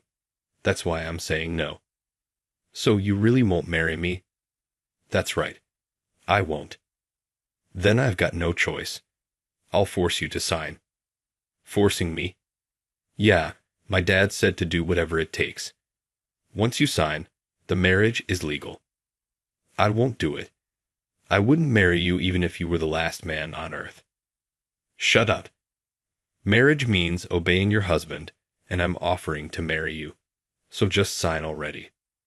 Samuel forcibly tried to make her hold a pen and sign. She tried to resist and stop him, but he was a man, and his strength was overwhelming. There was no way she could win. She let out a scream and desperately called for help. Suddenly, out of nowhere, Isaac appeared, punching Samuel hard and sending him sprawling. You bastard. What do you think you're doing to Natalie? Isaac, why are you here? Natalie asked, both shocked and relieved. I heard you were going out and had a bad feeling, so I followed you. I hope I didn't overstep. No, you saved me. Thank you. Get out of here. Isaac growled at Samuel, dragging him outside. What happens next? Well, in the world of the mob, you don't need much imagination to guess.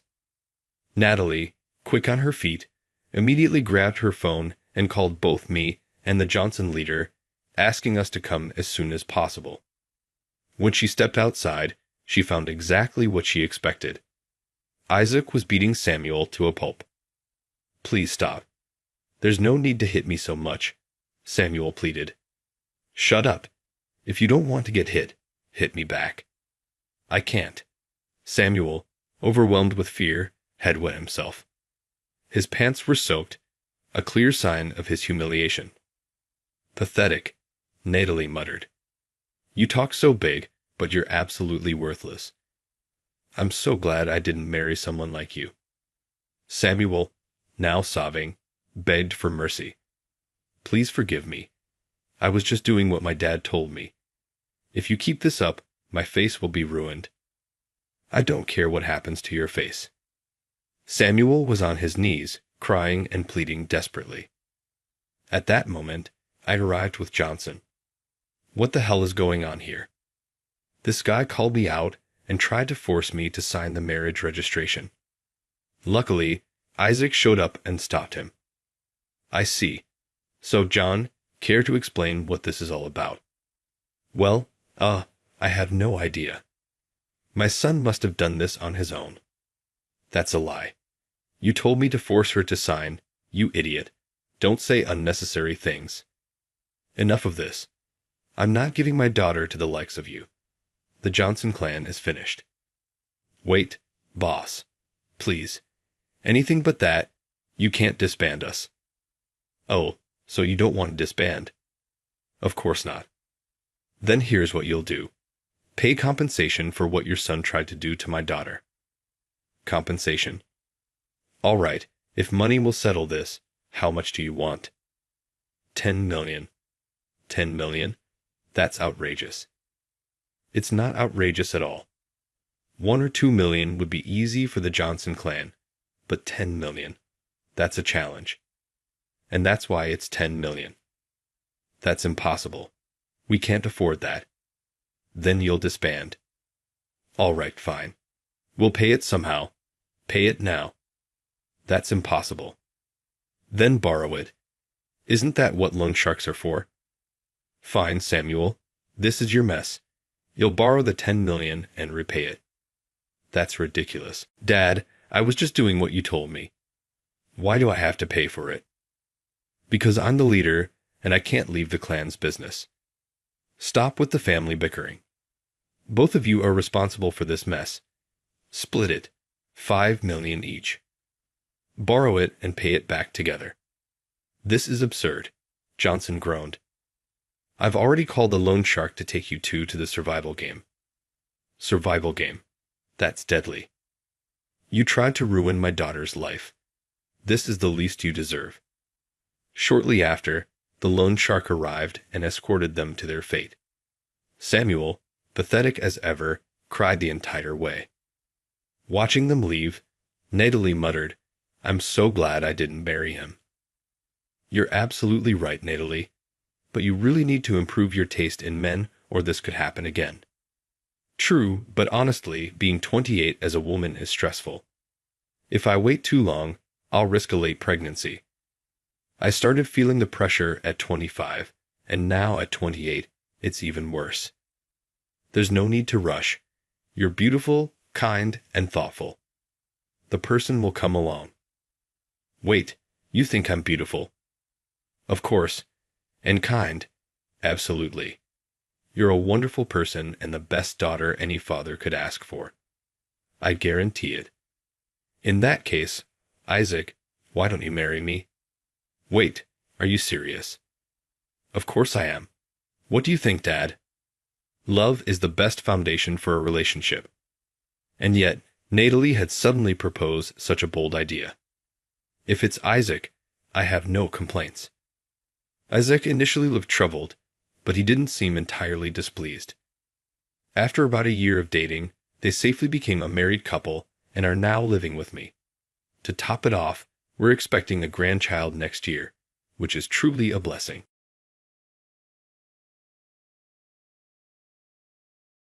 The icy words reverberated in my head. You are being transferred. I couldn't conceal my surprise when manager Alex revealed my reassignment.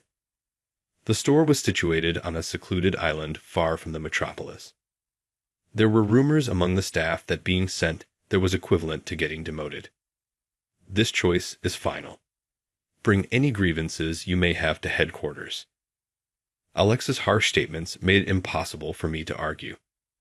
But here on this island, encircled by the wide ocean and glistening skies, I was bound to experience something remarkable. Will you, with me? Her blushing smile as she held out her hand enthralled me. Instinctively, I reached out to grab it. My name is Michael. I work at Williams Sporting Goods, a well-known sports goods firm. Managing orders and stocking the retail store are my primary responsibilities. I manage the backroom inventory, keep tabs on sales, and organize supplies. But then, assistance, Michael. The register simply ceased functioning.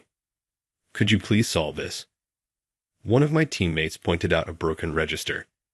I quickly checked, and it appeared to be a small problem that I could resolve without contacting a technician. After grabbing some tools and making a few tweaks, the register started up again. Thank you, Michael, she said with a gleeful handshake, raising and lowering her hands. And more coworker peered in.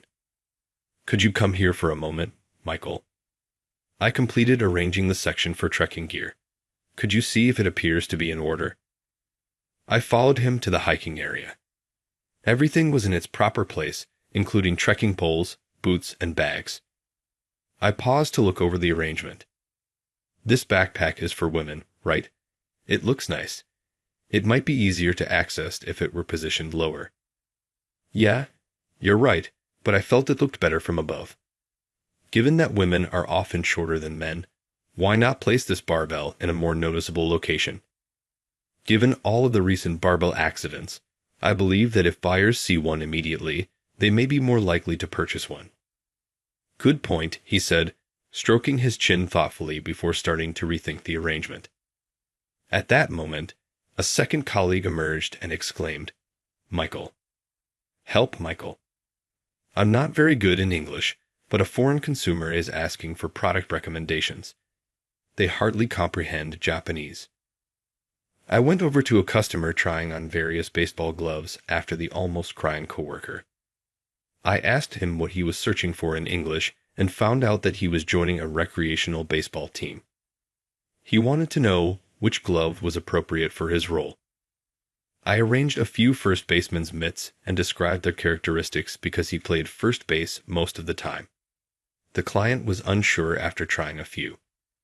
I recommended one based on his appearance and demeanor, and he ultimately loved it enough to purchase it. Thank you, Michael. I'm glad to have you here at the store. You're really quite helpful. You know a lot about items, are proficient with machines, and speak English fluently. Alex showed up as my coworkers swarmed around me, praising me. Work hours are still in effect. Please get back to your work and stop being lazy. Reluctantly, they responded and went about their separate tasks. And you, Michael, isn't your job something other than customer service or displays? Alex gave me a chilly look. Sorry, but isn't it natural to step in and help when others can't handle something? Alex gave me a chilly look at this point. Just get back to your station. His sharp tone sent me straight back to the stockroom. Alex had always been strict and unapproachable, but lately he seemed especially harsh toward me in particular. As I sighed, I noticed Alex making a phone call. His expression was grim. Something about it gave me a bad feeling, and that feeling turned out to be right. The next day, as I arrived at work, Alex called me over. Michael, you are being transferred. I couldn't hide my shock at the location. Alex coldly announced it was a store on a remote island, far from the big city. The very existence of a store there was puzzling, and among the employees, it was rumored that being sent there was essentially a demotion. Why is Michael being sent to some remote island?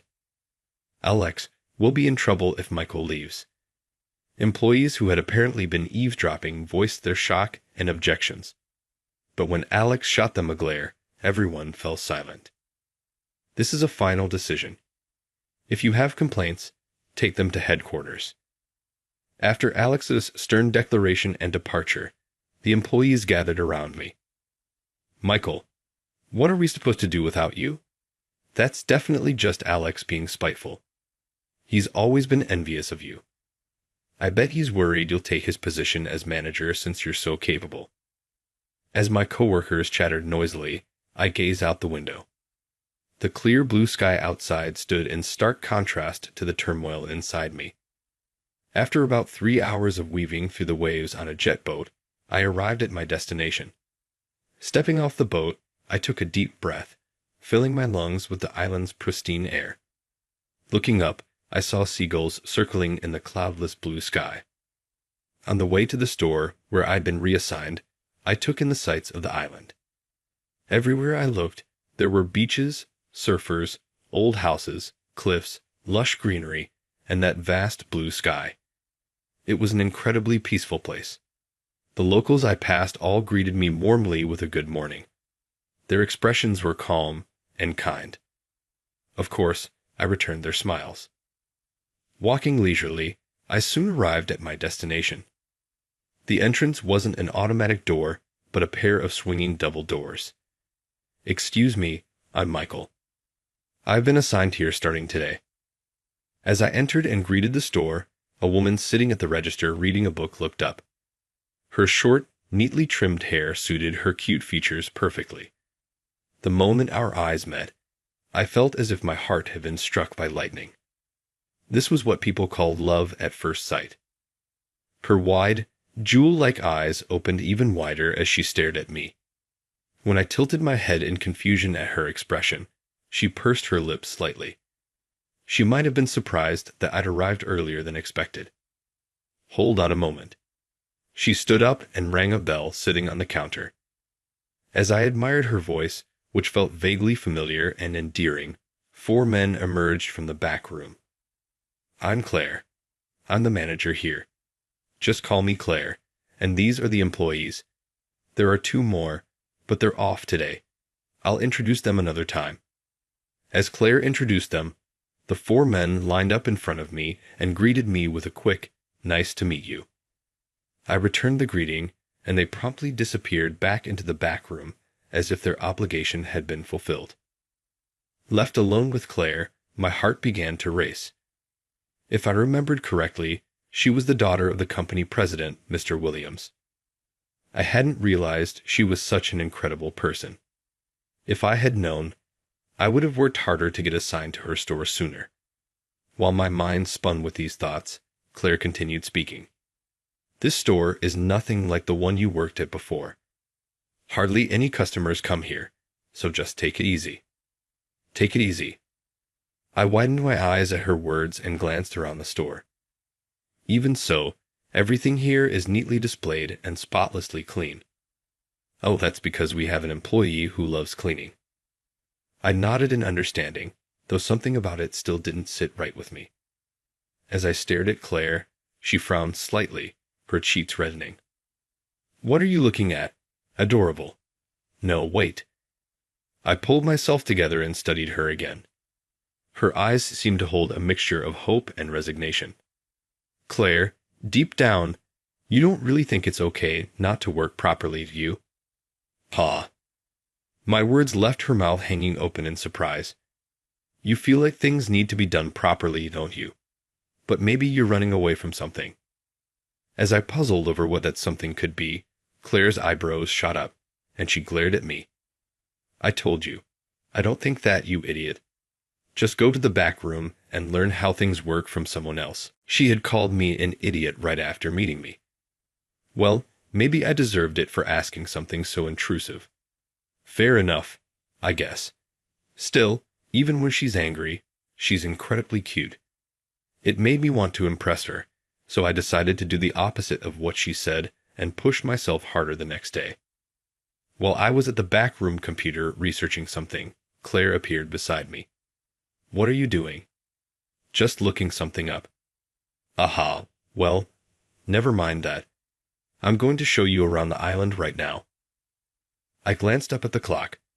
I had just come back from lunch, so it was a little after 1 p.m. You and I both have supply work this afternoon, right? But today's not a delivery day, and we haven't sold anything, so there's no need to order. We're free. Without waiting for an answer, Claire headed outside. I closed the browser and rushed after her. I had no intention of missing this chance to be alone with her. The only sounds were the waves and wind rustling through the trees, accompanied by the cries of seagulls overhead. Claire and I walked side by side along a road completely free of cars. Naturally, I took the driveway side. After a while, we arrived at the port, the very spot where I first set foot on this island. Now, there were no ferries or jet boats, just a cluster of fishing boats bobbing on the water. That's the only convenience store on the island. It's not like the ones in the city. The selection is pretty sparse, and it closes when the sun sets. Peering through the glass walls, I saw an older man, who seemed to be the clerk, sitting at the cashier and reading a newspaper. Claire had been reading a book when I first arrived too. People here sure seemed relaxed. The shops are all clustered in this area. As she spoke, she introduced the stores lined up along the coast one by one. When I glanced out at the sea, I saw 3 surfers enjoying the waves. After that, she showed me the town hall, the clinic, the police box, lodging facilities, and the elementary school, bringing us to about halfway around the island. We had reached the northern part of the island. There were no houses, no shops, not even a hint of people in this area, just overgrown vegetation, sandy beaches, the sea, and the vast blue sky. Nobody comes here. It's my favorite spot. You're the first person I've ever told about it. Even though there was no one else around, she leaned in close and spoke in a low voice, making my heart race. She sat down on the sandy ground, and I followed suit. The ocean breeze played with her hair. Still, getting transferred to such an unremarkable place must have been tough for you, Michael. Not at all. This island is peaceful. The nature is beautiful, and it's wonderful here. I'm determined to do my best. Claire tilted her head. Do your best. But I told you, there's nothing to do here. No, there is something we can do. There isn't. Hardly any young people live here. There's only one elementary school, and it doesn't even have 10 students. At best, those kids come to buy sneakers, or the teachers buy supplies for their lessons. That's about it for our store. No, there is something. I pointed at the ocean, but Claire only tilted her head in confusion. It seemed she didn't understand what I meant. Yesterday and today, I saw people surfing out there. This ocean is perfect for surfing. The waves are great. When I looked it up online earlier, I found out this spot is known among certain surfers as a hidden gem. If we promote this, we could attract more surfers. We could target them by selling surfboards and wetsuits. Claire studied the waves in front of us intently. I don't really know if these are good surfing waves or not. They are. I can tell. I have an advanced surfing certification. Why do you even have something like that? Claire sighed in exasperation. Ignoring her reaction, I laid out the plan I've been thinking of since yesterday. I was thinking of using our equipment to make a video of me surfing and posting it online for promotion. If it catches on, it might go viral. Oh, and don't worry. You can all just keep doing your usual tasks. I'll handle it myself. Trying to reassure her that I wouldn't burden anyone, I added that detail. But instead, she let out another big sigh. Why are you so motivated? You know, don't you? In our company, it's rumored that being transferred here means you've been demoted. Of course I know, but I believe there's a reason I was sent here. Looking ahead, I saw the sunlight glinting on the waves. Ever since I was a kid, I've been able to do anything without much effort, whether it was studying or sports. Because of that, my parents taught me that I should always help those who struggle. I've kept that in mind ever since. That's why, even here, I'll just do what I can, helping those who can't. Claire pouted slightly and looked down. Curious, I leaned in to look at her face, but before I could, she stood up abruptly. By the time I looked up, the pout was gone, replaced by a smile.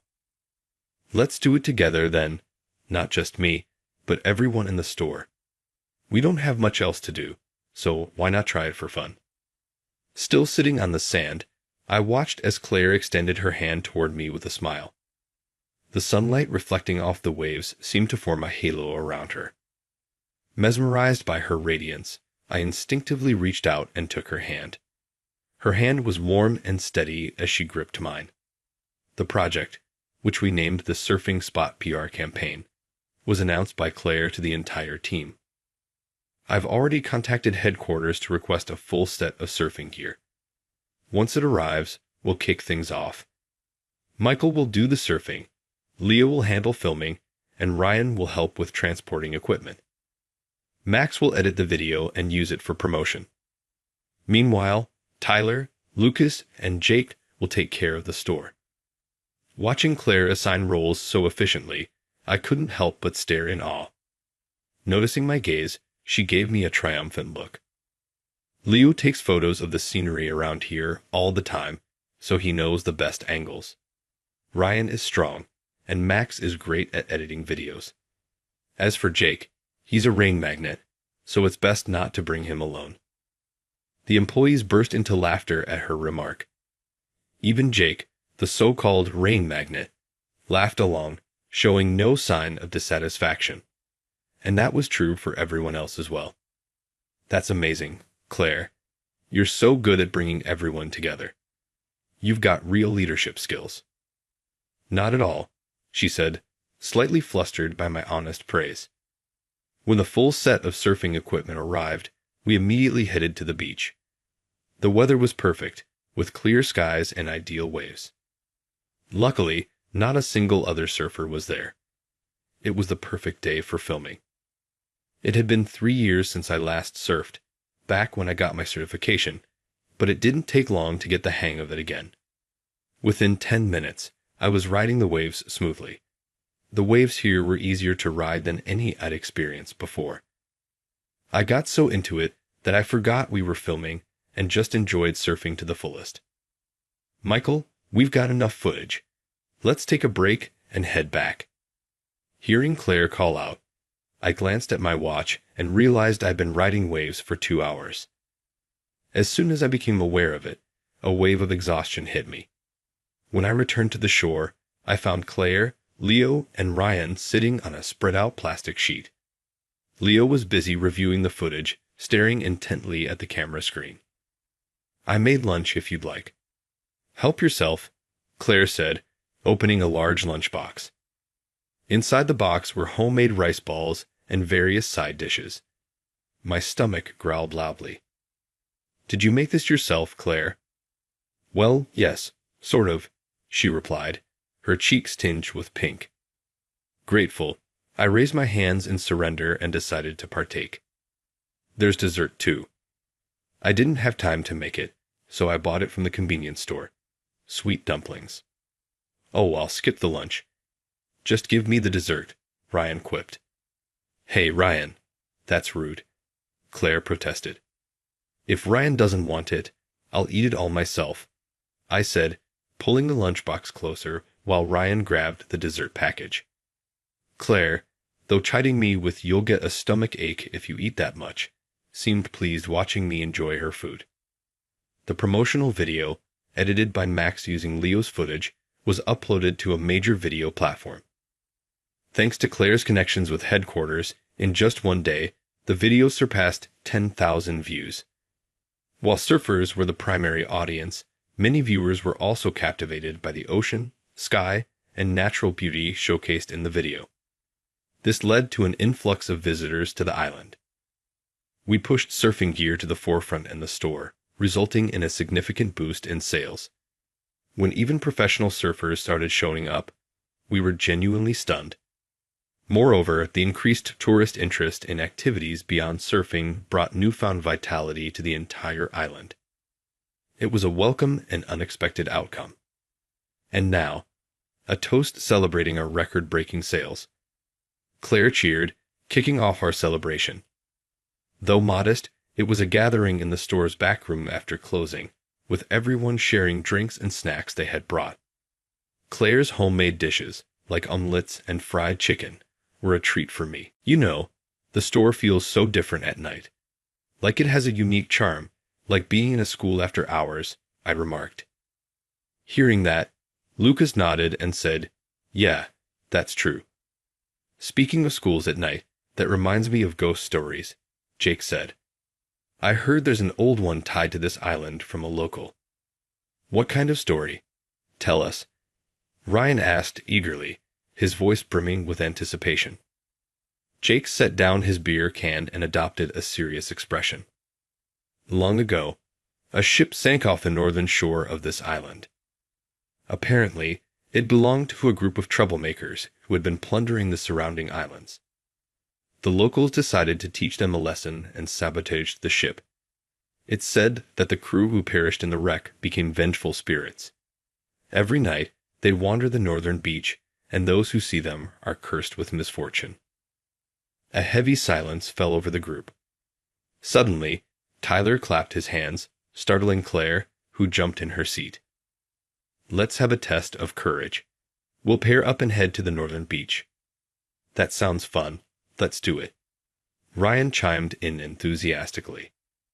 Fueled by excitement, Tyler grabbed a piece of paper and eagerly started drawing lots for the pairs. Let's not do this. If there's a legend like that, it probably means the northern beach is dangerous at night, Claire argued. What's this, Claire? Are you scared? No, of course not. Ryan grinned as he spoke, and Claire shot back with a flustered tone, visibly agitated. Then Claire goes first. Tyler held out the lot drawing, and Claire hesitantly wrote down her name.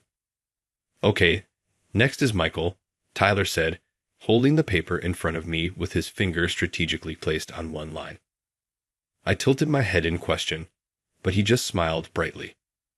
Reluctantly, I wrote my name in the designated spot, prompting Tyler to nod in satisfaction.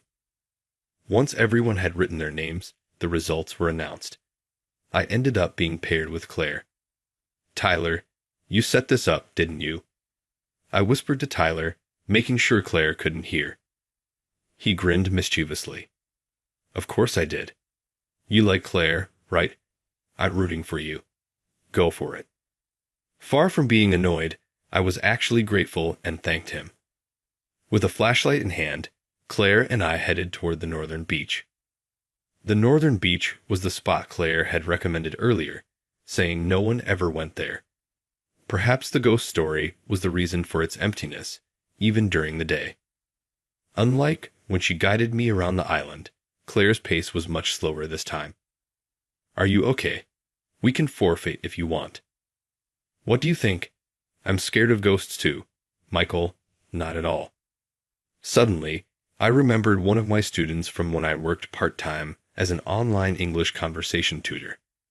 That was back when I was studying abroad in the US because it was summer. I told a ghost story in English, and even though the student was clearly terrified, she tried to act tough, saying, I'm not scared at all. As I recalled this, the bushes nearby rustled suddenly. Ah! Claire let out a cute scream, clinging to my arm. It turned out to be a black cat leaping out from the bushes. Without a collar, it was likely a stray. It crossed in front of us and disappeared. A black cat. It's a bad omen when one crosses your path. Claire clung tighter to my arm.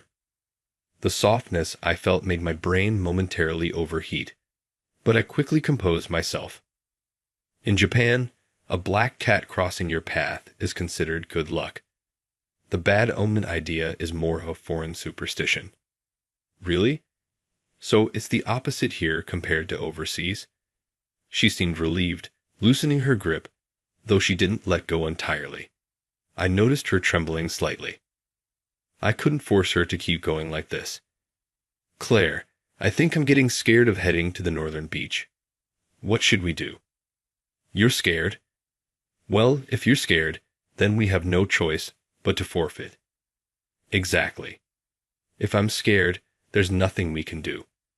And so we turned back, deciding not to continue to the northern beach. It was only then that Claire seemed to realize she'd been clinging to me. She quickly pulled away, flustered. Sorry, I was just startled for a moment. It's not like I was scared or anything. Her blushing face as she tried to explain herself was so adorable that I had to fight the urge to laugh. If I laughed now, I'd surely upset her. We walked a bit apart for a while, but before long, she edged closer to me, looking hesitant. I'm not scared or anything, but you are, right? So wouldn't it help if we held hands? Her flushed cheeks and upward glance made her look so endearing, as if she gathered all the cuteness in the world. That sounds like a good idea. I extended my hand, and she took it.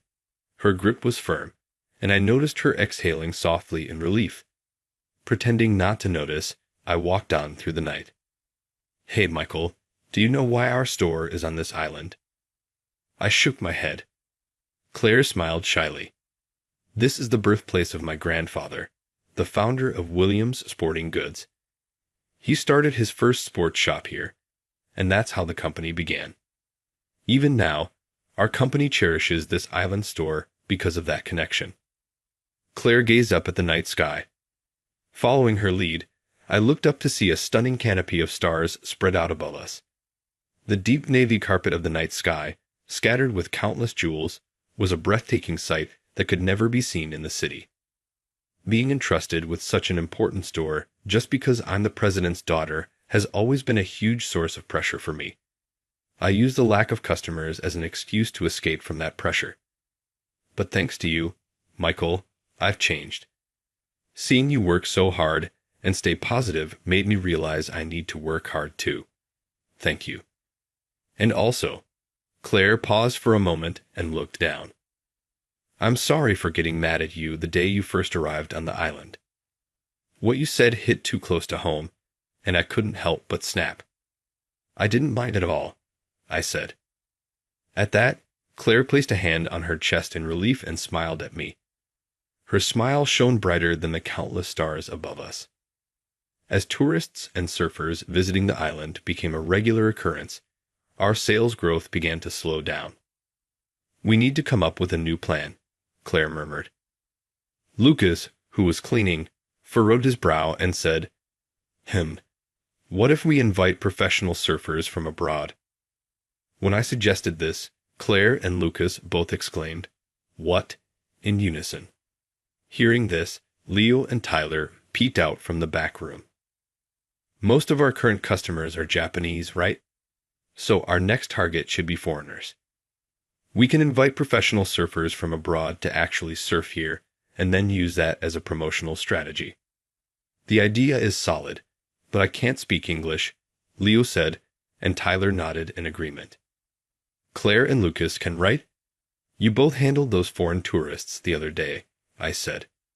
When I looked at them, Claire and Lucas exchanged glances. I only know a little.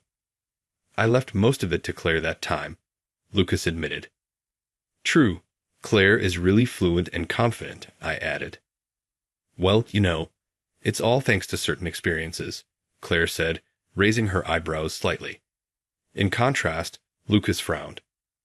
Ryan and Jake aren't good at English either.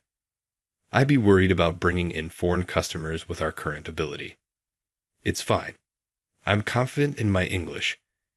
I scored 900 points on the TOEIC, I said. Between your surfing certification and this, Michael, what exactly are you aiming for? Tyler asked, sounding exasperated. I scratched my cheek awkwardly. I wanted to be prepared for anything, so I tried a lot of things in college. I even studied abroad in the U.S. I've also passed certifications in sign language, Japanese, accounting, food specialties, tourism, travel management, and other specialized fields. You're overqualified, Claire quipped, prompting laughter from the other employees. Well, let's give it a shot. Michael, teach us some English. We can't leave it all to you and Claire, Tyler said. Of course, the relaxed atmosphere seemed to encourage everyone, and they all nodded in agreement. Thanks to Claire's connections, professional surfers from the U.S., France, and Africa, among other countries, arrived on the island. Since they all spoke English, we decided to handle everything in English until their arrival. I led intensive English conversation lessons for the staff. The most important thing in learning to speak a new language is not being afraid of making mistakes. Even in our native language, we make errors sometimes, right? It's the same for native English speakers. As long as your meaning gets across, it doesn't matter if you make a few mistakes. That advice seemed to help. On the day of the event, everyone confidently communicated in English with their assigned surfers. Relieved, I chatted with my own surfer while they tried out the equipment we lent them and enjoyed surfing. Leo captured it all on camera. Michael, you were right. These are amazing waves. This is an incredible surf spot. My assigned surfer exclaimed happily in English. Just then, a loud voice in French echoed across the beach. Hey, what is the meaning of this? Everyone turned to see what was happening, alarmed. It was Jules, a French surfer who had placed second in a world competition. He was shouting furiously at Claire. This surfboard broke after only a short time on the water. I almost got injured. You invited me all the way out here, and this is how I'm treated. The psychological shock is immense. How are you going to take responsibility for this? He seemed to have lost control due to his anger, reverting to his native French. Because of this, Claire, unable to understand what he was saying, looked pale.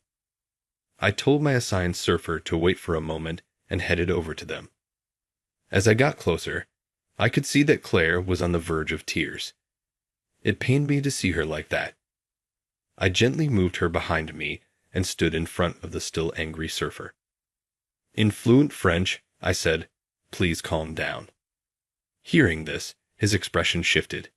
"You speak French?" "Fluently." "Yes, quite well." "May I take a look at the surfboard? I'd like to see how it broke." Jules seemed surprised by my fluency in French, and his anger seemed to dissipate. He willingly showed me the surfboard. "This looks like it hit a rock or something." "Where were you surfing?" I asked, looking sheepish. He replied, "I'm sorry. Actually, I was surfing a bit west from here. There were fewer people there." "Ah, the west side. There's a rocky area over there, isn't there?" "So, you hit a rock?" "Yes, this isn't your product's fault."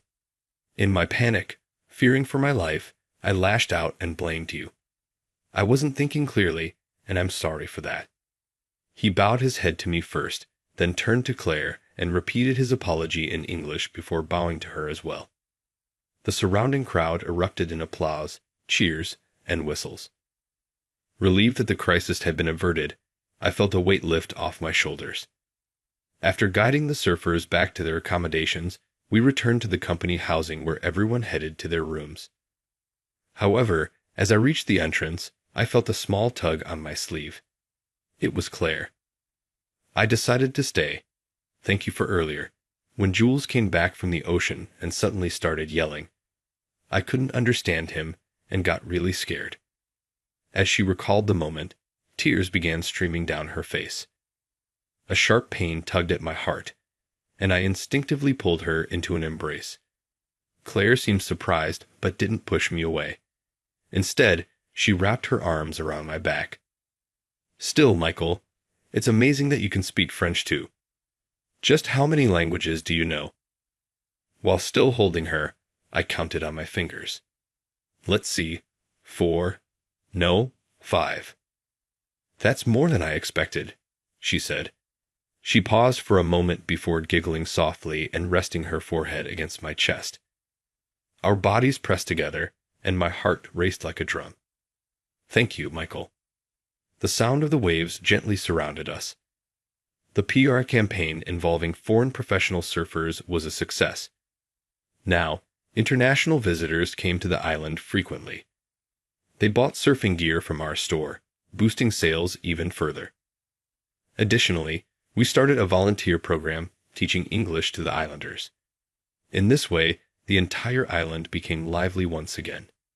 It created a wonderful cycle of positivity. Amid this success, Alex, my former manager, showed up just as winter was approaching. "It's good to see you doing well. I've heard about it. How sales have increased here since your transfer. It's all thanks to the team at this store. I couldn't have achieved these results on my own." Alex stared at me with his usual cold eyes. Then, to my surprise, he bowed his head. "Michael, would you consider returning to our store?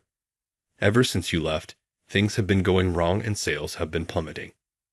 Seeing Alex bowing deeply, I felt a pang of sympathy, but my decision was already made. "I'm sorry, Alex, but I'm staying here." Alex slowly raised his head. In response, his usual stern look was gone, replaced by an expression full of regret. "You're right. I'm sorry for showing up suddenly and saying all this," Alex said, bowing his head slightly. I shook my head gently. "No need to apologize. Before my transfer, Mr. Williams, the president, explained everything to me. My reassignment wasn't just a demotion.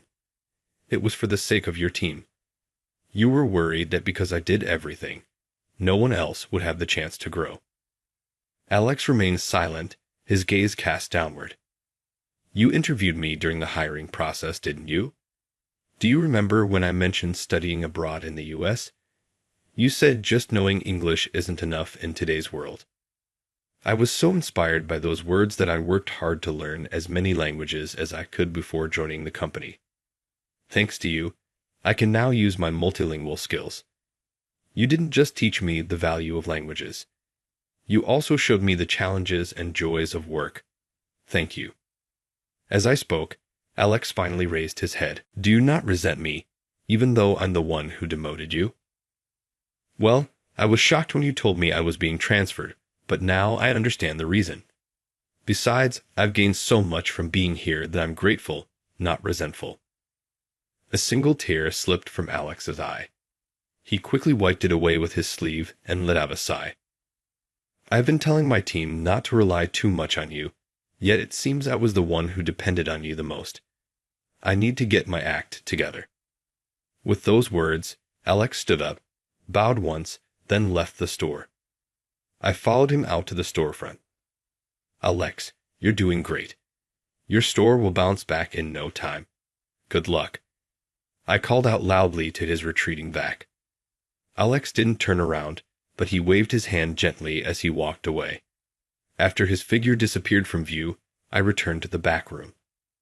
There, I found Claire sitting at her desk, resting her chin on her hand, staring at me intently. Are you going back to your old store?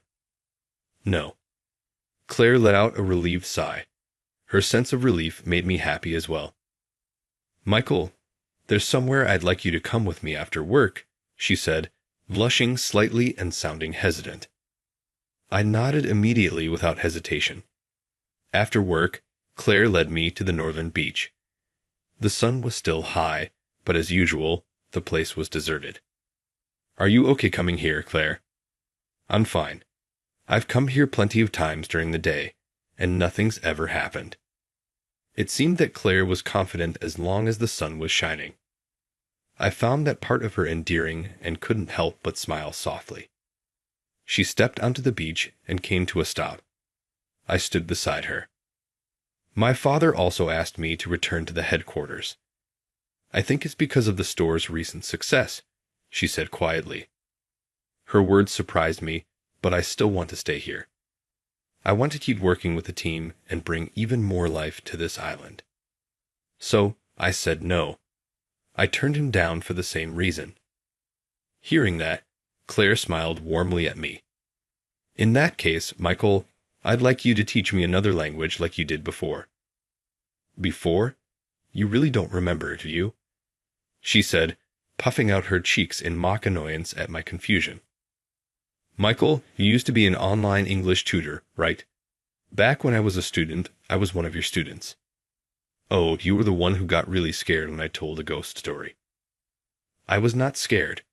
Her face turned bright red as she protested. That voice, it was unmistakably the voice of that student from the online classes. I figured it out right away. But you acted like we were strangers, she continued. To be fair, back then, you didn't show your face because of privacy rules, and you used a handle instead of your real name.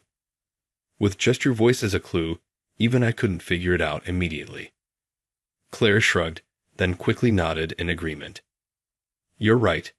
Back then, as the daughter of Mr. Williams, the president, everyone just assumed I would take over the company someday. That expectation put a lot of pressure on me. My father made me start learning English too, but honestly, I wasn't into it. Still, I kept at it because you worked so hard to make the lessons enjoyable. Thanks to you, I became confident in my English skills. Claire crouched down on the sand. I sat down beside her. I used to be just a regular employee like you. Back then, I was still trying my best. But then, all of a sudden, I was made the manager of this store. I guess it's because this store has been treasured for generations.